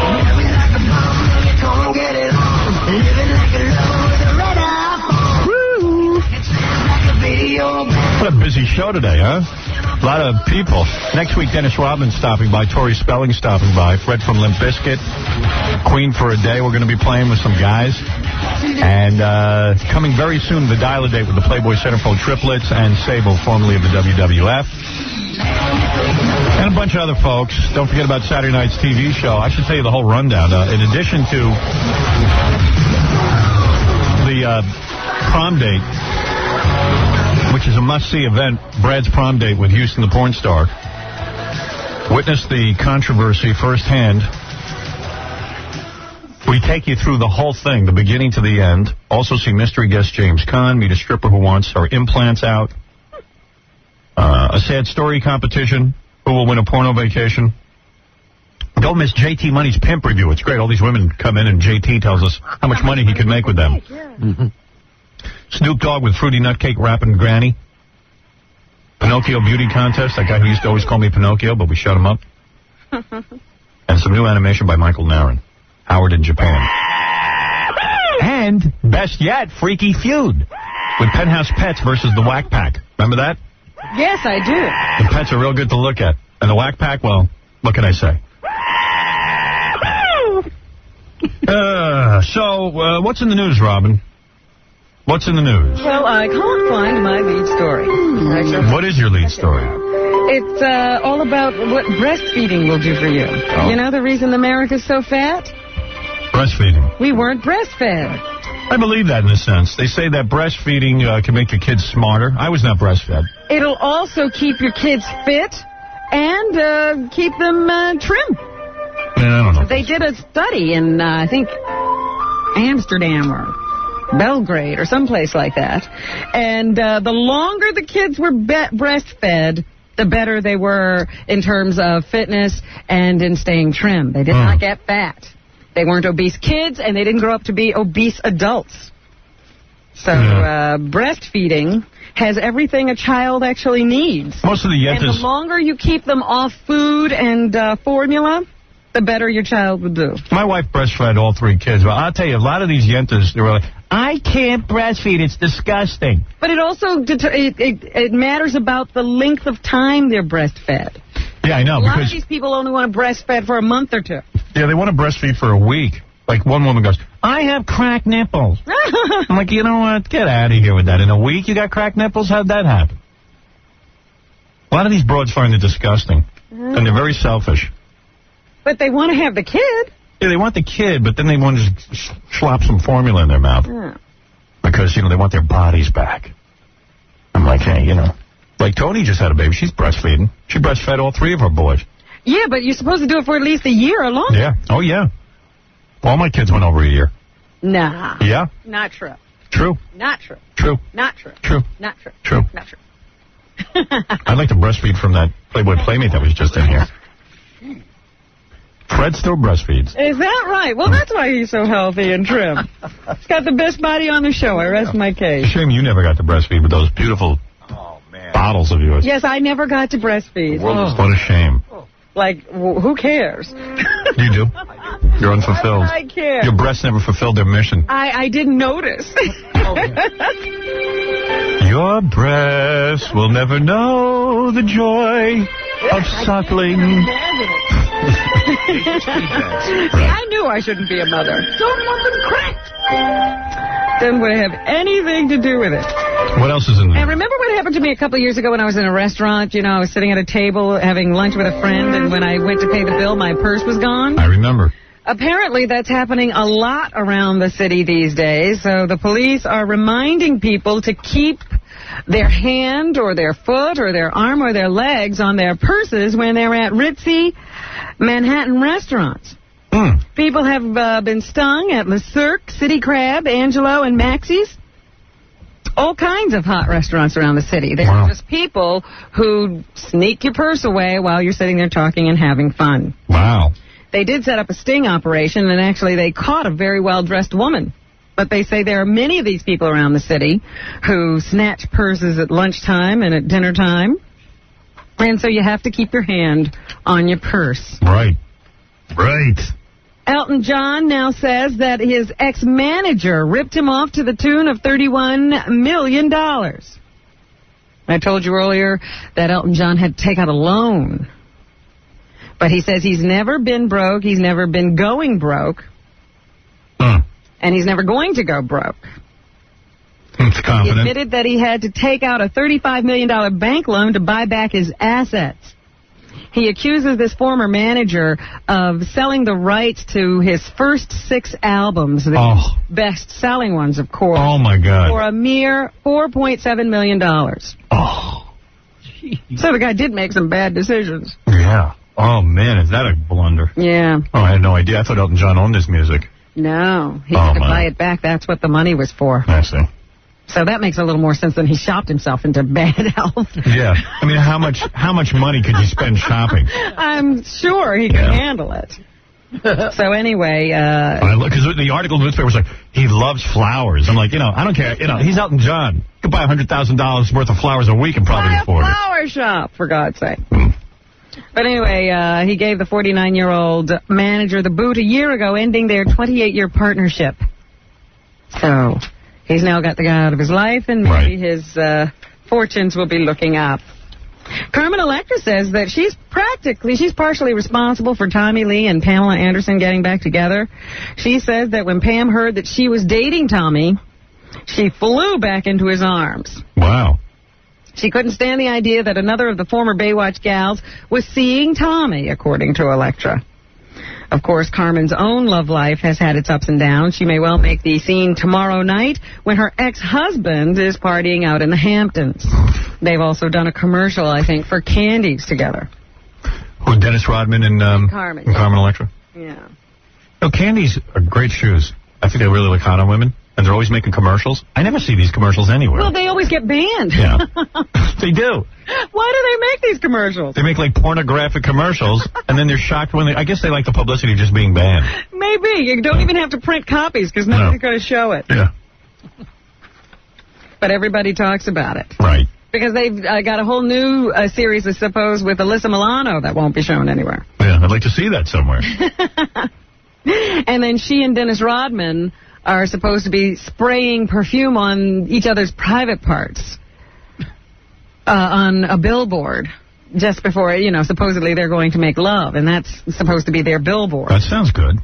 But who's going to put up that billboard? No one. Okay. Academy Award-winning director Oliver Stone, who was arrested last month for allegedly driving drunk, pleaded innocent yesterday to charges that he was driving under the influence. He's 52 years old. He was charged with possessing small amounts of strong pain medication and concentrated cannabis. Concentrated cannabis? Yes. Where do you get that? I guess you got to be famous. Canisters of concentrated cannabis. What's that? Whoa. Have you ever had that, Jackie? Concentrated cannabis? Maybe they mean like a hash oil. You know, and remember we used to get that? Hash oil? Is that concentrated cannabis? Yeah, it's like concentrated stuff. And then there's like stuff that you just scrape the resins off a pipe. Uh-huh. That was like concentrated too. Yeah, right. I don't know what concentrated cannabis is. How do people identify all this stuff? Yeah. He also faces misdemeanor counts of possessing small quantities of fenfluramine. Oh! What's that? Isn't that fen-phen? Isn't that a diet pill? Yes. You gonna bust a guy on that? Fenfluramine. You're just not supposed to drive when you take it, I guess. Who knows? I'm hungry and I'm high. I don't know. George W. Bush is doing so well at fundraising, he's decided to not accept federal matching funds. He doesn't need them. Wait, how did he get in this position? You know, there's so few candidates out there. When you think about it, another Dole is running, Bob Dole's wife. A Bush is running, George Bush's son. Aren't there 200 billion people? Yeah, Quayle is running. Quayle, yeah, but at least he's nobody's son. Well, he actually is, but yeah. I don't know. It's just like there's nobody running, and this guy already's got it all locked up. George W. It's almost like Al Gore might as well go home. I feel like the election's over. And the reason he's collecting so much money is a great way to pay off the future president of the United States. Yeah, you want to be his friend. I want to contribute to his campaign. So here he is saying that he can be free with his spending because he doesn't have to answer to the government. Right. If you don't take federal matching funds, you can spend as much as you want. There's no guidelines. He's in really good shape. There's a chance I'll be running against somebody who'll be able to jump on a government airplane and travel all over the country making promises. That's true. I want to be able to respond. There you go. So now he will be able to because he's got all the cash. All right. Meanwhile, Dan Quayle says it's not the amount of money he can raise that counts. It's what's the candidate's message? Well, we don't know. I don't know. The former vice president and fellow presidential hopeful says Bush is trying to win the campaign by money alone. He tells NBC that Bush really believes that money wins the election, not your stand. But yeah, that's right. That's reality. We need a president who understands that. Yeah, money makes the world go around. So there Dan Quayle goes again, not understanding anything. Dan thinks he can win on stupidity alone. He can't. Well, he's very upset that George W. Bush, is not getting coal for all the mistakes he made. He says, if I was making the flubs that he's making, everybody'd be all over me. Sour grapes. I know, he's very upset. Right. The new Prime Minister of Israel is in the country. He's here to talk to the president about restarting the peace process. Yeah, what's his name again, that guy? Ehud Barak. Ehud Barak. Yeah. Excuse me? So he and Mr. Clinton have flown to Camp David for dinner last night and more talks. And here's Mr. Barak to tell us something. Number 2.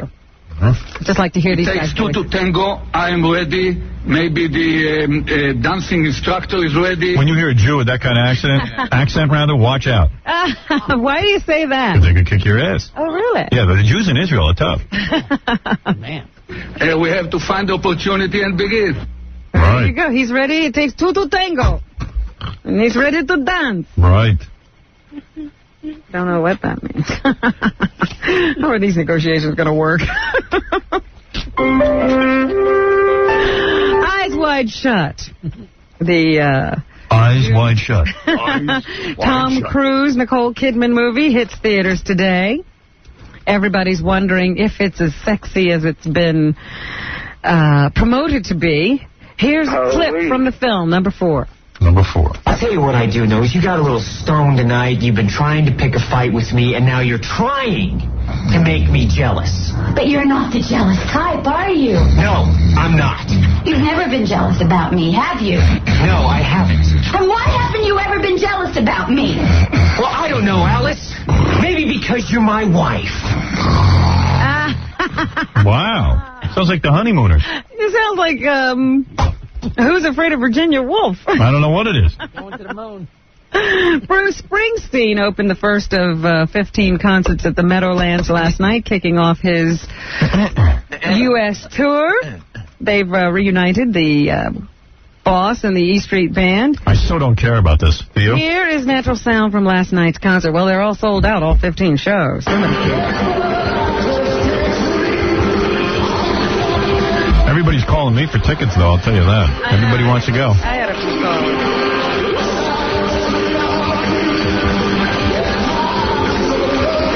I don't know. You want to go see that? I'll sit home. I'll wait for it to come out on TV. Oh, dear. I'm not into that stuff. I remember I told you about the city child abuse worker who's been accused now of importing a woman from Nigeria, girl from Nigeria, making her slave. Well, they're now saying that that woman might have done that before. They say there were 2 other Nigerian women brought over here for the same purposes, and then they were sexually abused by another member of the family, and so they were sent back. Holy moly. Yeah, but they kept this one woman from the time she was 13, and I think she was there for, 10 or 15 years, and she says she was terribly treated at their home. And the woman all the time was working for a city agency that investigates child abuse. So they think they've tried to now cover up the crime, and they've done it before. I guess they're going to throw the book at these people now. Baltimore police say one candidate for mayor knows what she's talking about when she speaks on crime. Dorothy Joyner was arrested after a police officer spotted her on TV doing a live interview for a local station. He recognized her as a suspect wanted for burglary. The woman was running for mayor. And that's how they caught her. So she was arrested leaving the TV station. Here's a guy who knows about concentrated marijuana, Robin. Okay, cool. Yes, Tom, go ahead. Hey, Howard, how you doing? All right. Howard, what I have cancer. Yes. And one of the side effects from chemotherapy, what they do is they prescribe this drug called Marinol. And I think that's the only really concentrated pot out there. It's called Marinol. Do you smoke it? Pill? No, it's just a pill. Actually, what it is, it looks like a vitamin E capsule that you take. And does it get you high? It flips you out. Yeah, it does. I IOD'd on it the first time I took it. Really? Yeah, the doctor tells you. Give it to me. I'm a real man. Send me some.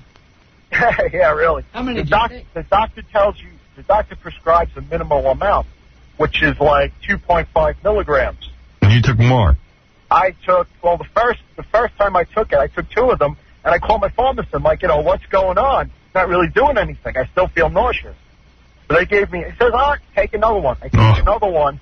I swear to God, it was like you're back in high school. Really? Yeah. All right, now you know what concentrated marijuana is, Robin. Okay. All right, thank you, Tom. Well, does Oliver Stone have cancer? No, he just had concentrated marijuana, according to the police. I have a melanoma. The suspected railroad killer is now in custody, so who gets that reward money for his capture? Nicole Kidman and Tom Cruise. No, that's the question law enforcement officials are trying to answer. About $125,000 has been offered by several different groups for the capture of Angel Maturino Resendez. Right. He's been linked to at least 9 deaths across 3 states. Since his family helped arrange his surrender, there's been talk that they could get some of the reward. Yeah. There's also the possibility it could be used to defend him. And that is not going over well in cities where he allegedly killed people. One man called the idea crazy that the reward money could be used for his defense. Nuts. Passaic police just shut down an adult bookstore. It was called the Best Adult Bookstore, and maybe it was. It has been under investigation since early June when the mayor's office started getting complaints about activity there. Police say undercover officers, including one female cop posing as a prostitute, went into the bookstore yesterday and saw customers engaging in sex acts. Can't do that? Must be the best bookstore if that's going on. I go to these boring bookstores. Like you can get a cup of coffee and like read. That's it. Nothing else happens. Got to take a break. We'll come back with more news right after these words. You're listening to a man with less self-control than Michael Jackson in a daycare center. Howard Stern.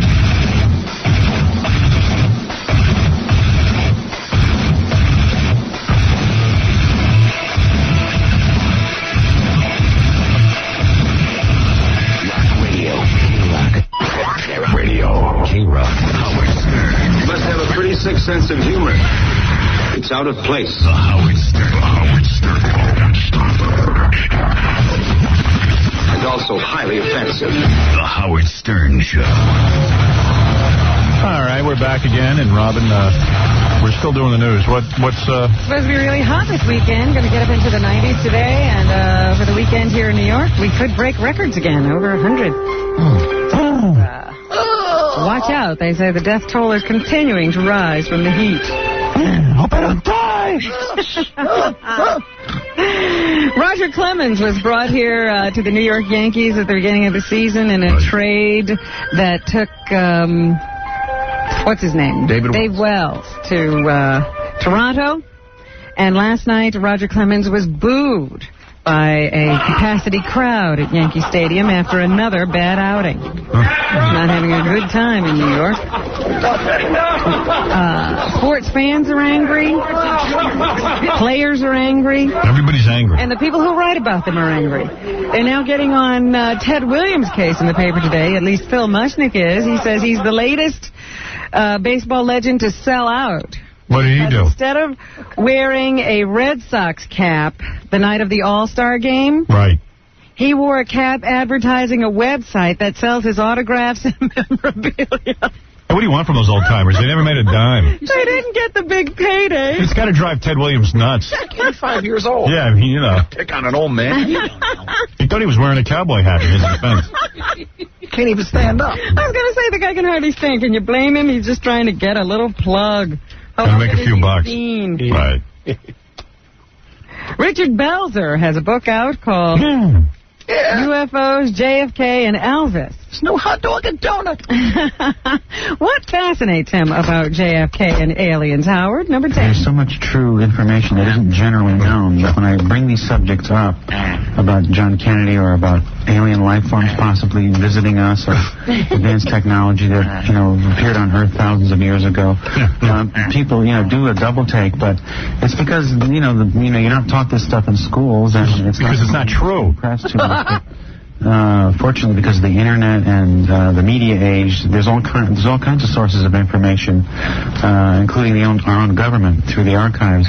You got to read his book. Have you read his book? No. I read it. Yeah? Yeah, he's consumed with the Kennedy assassination. Like he's going out of his way to prove that more than one guy shot him, and it's like, who cares? Well, here he talks about the conspiracy behind the news. Number 11. Who owns the network? What's the story? Like ABC will never really criticize Disney because they own ABC, and you'll never hear stories about GE on CBS or NBC because they sponsor their Sunday morning talk shows. And so, I mean, there's lots of groups with a common interest that do keep information from the American public. Except for Belzer, he's got all the info. And to me, that's kind of disturbing. So you just really have to read a lot. And what surprises him about the JFK assassination?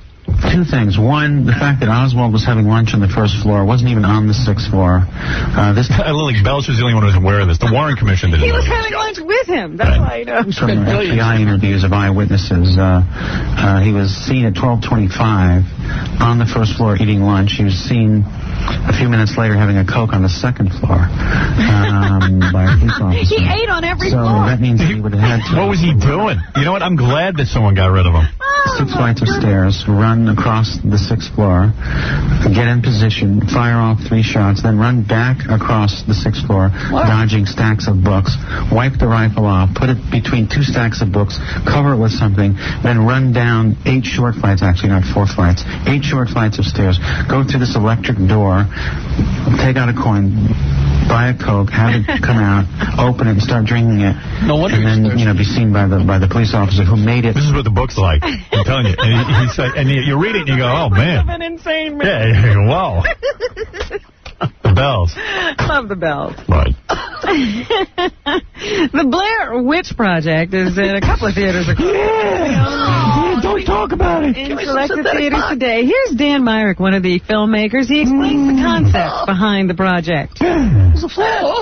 It was, again, like Ed was saying, we're just trying to keep it real and go after the realism of a documentary. So it's like, well, how do we shoot that? I mean, how do you convey that on screen, that what you're seeing looks absolutely real, like a home movie. Well, you shoot it like a home movie. Hey, this is Jackie. Lincoln was shot by 8 guys. I'm writing a book about it. Videos that way? Put your actors out there, let them hold the camera, and put a light on top of their camera, and then let it roll. Okay. Right.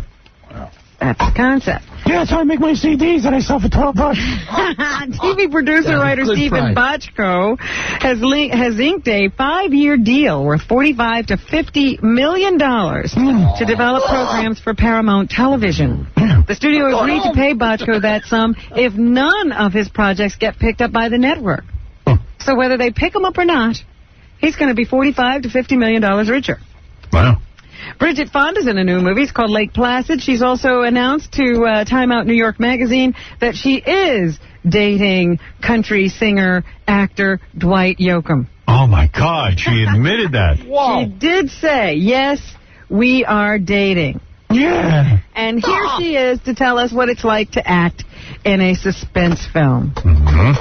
Personally, I love tension and suspense in films, thrillers, and I love that. Hitchcock. Yeah. Love. So I'm not really sure exactly how to do it, and I like to try to follow my instincts. All right. She doesn't know. Okay. Fran Drescher, the nanny, and her estranged husband are selling their nearly 1,500 square foot home. It's a 1923 Spanish-style residence surrounded by tropical plants in Los Angeles' Hancock Park. 1,500 square feet? That's all. No, it's got to be more than that. That's a shoebox. That's what it says right here. It's got to be 15,000 square feet. 1,500 is 1,500 square feet. That's the size of a living room. I have an apartment bigger than that. I know. What are they selling the house for? Only $589,000. Oh, yeah, okay. So it's not huge. I think Jackie's house is bigger than that. No. 3 of my houses are. No. Jackie, you know the square footage of one of those shacks you live in? Will not give that an 8, 9, 10. Because they're not bigger than 1,500. Dignify a question about a shack. Well, I mean, what's the square footage on one of your homes? It's less than that. It's less than 1,500? It's less than anything. For that, you get 3 bedrooms, a country kitchen, and 2 bathrooms with steam showers and vanity mirrors. Just letting you know what's on the market. They're living on the high life, huh? Everybody, of course, is again talking about Eyes Wide Shut. Here's Nicole Kidman. She works on Eyes Wide Shut with Stanley Kubrick for over a year. Would she ever consider giving up that much of her time again for a future project? I mean, in terms of, as an actor, you want to work with great directors and you want to work on good scripts, and that's what we got to do. And it went on for, I mean, the actual shooting was 10 months, and I worked for about 4 or 5 of those months, but I was there the whole time. So she would do it again. And everybody's talking about what it was like to work with Stanley Kubrick. Here's Ryan O'Neal, who was in Barry Lyndon, one of the Kubrick films. He talks about Kubrick's eccentricities. He would sometimes stage the scenes by looking at an old painting, you know, from a what do they call it, a coffee table book, you know. He would look at the drawing and then look at and reverse it of people standing in a room and in the 18th century, and he would stage it like it was in the painting. And I'd have to hold, I said, I'm left-handed. He said, well, you have to hold the teacup in your right hand. I said, can I hold it in my left? He said, no, in the painting, the guy's got it right. I said, in the painting? What are you talking about? Who cares? Ryan's in a room by himself. Yeah, was he actually being interviewed or just talking? What are you saying? All right. And finally, let me just say goodbye, funny man, to Aaron Bunny Lapin, who was the inventor of whipped cream. In a can. Make a lot of money doing that? He was Mr. Ready Whip, and he was quite rich. Wow. At one time. Can I invent something? He died at the age of 85. He was one of those guys who did something, you know, that nobody thought of first. Whipped cream in a can. Yeah. And then he sold his company, and then he had to go out and try to prove to people that, you know, it wasn't a fluke. He could do it again. But nothing he ever did again was ever as popular as Ready Whip. Yeah. He came out with something called Touch and Shake, and he came out with something called Touch and Spread, but none of the other products ever went off. I never heard of them. Yeah, so Ready Whip was his claim to fame, and he never topped it. I'm putting marijuana in a can. People are going to buy it, I know it. Pot and can. All right, Robin. That's what's happening. Thank you. Have a good weekend. Jackie Penthouse, Shook Page Martling, his 3 Dirty Joke CDs. are only $12 plus $4 U.S. shipping. Also on cassette, buy two, get one free. Call 1-800-323-KING tonight and tomorrow night at the Comedy Connection in Faneuil Hall in Boston. For information and Filthy 3D Joke Man, visit jokeland.com. Thank you to Victoria Svilstedt. The Playboy Expo will take place July 17th and 18th at the Pacific Design Theater in Los Angeles. And you can call Ticketmaster or go to Ticketmaster.com for tickets. Thanks to John Wayne Bobbitt. I forget what he was promoting, some book he wrote. He needs a publisher. Looking for a publisher, yeah. And thanks to... I think his email address was bobbittrep@AOL.com. Yeah. Right. bobbittrep@AOL.com, right. What else? Stuttering John will be appearing at a Tane Direct Day Trading Seminar at the Grand Hyatt on 42nd Street, July 21st at 7 p.m. For information, call 212-213-5800. And I know we had other people in there here. was a guy here with a movie. Well, forget him. Guy was nuts. Check out the Saturday TV show. It's going to be great. You're going to see the whole date with Houston and Brad. Yeah. And some new animated pieces. You get to go to the prom. You'll see that Family Feud thing we did between the Whack Pack and the Playboy, the Penthouse Playmates, or whatever you call them. Penthouse Pets is what they're called. Penthouse Pets. Great. Next week, Dennis Rodman will be here, Tori Spelling, Fred from Limp Bizkit, a whole bunch of other people, too. Got a whole bunch of things set up. So, we'll see you then.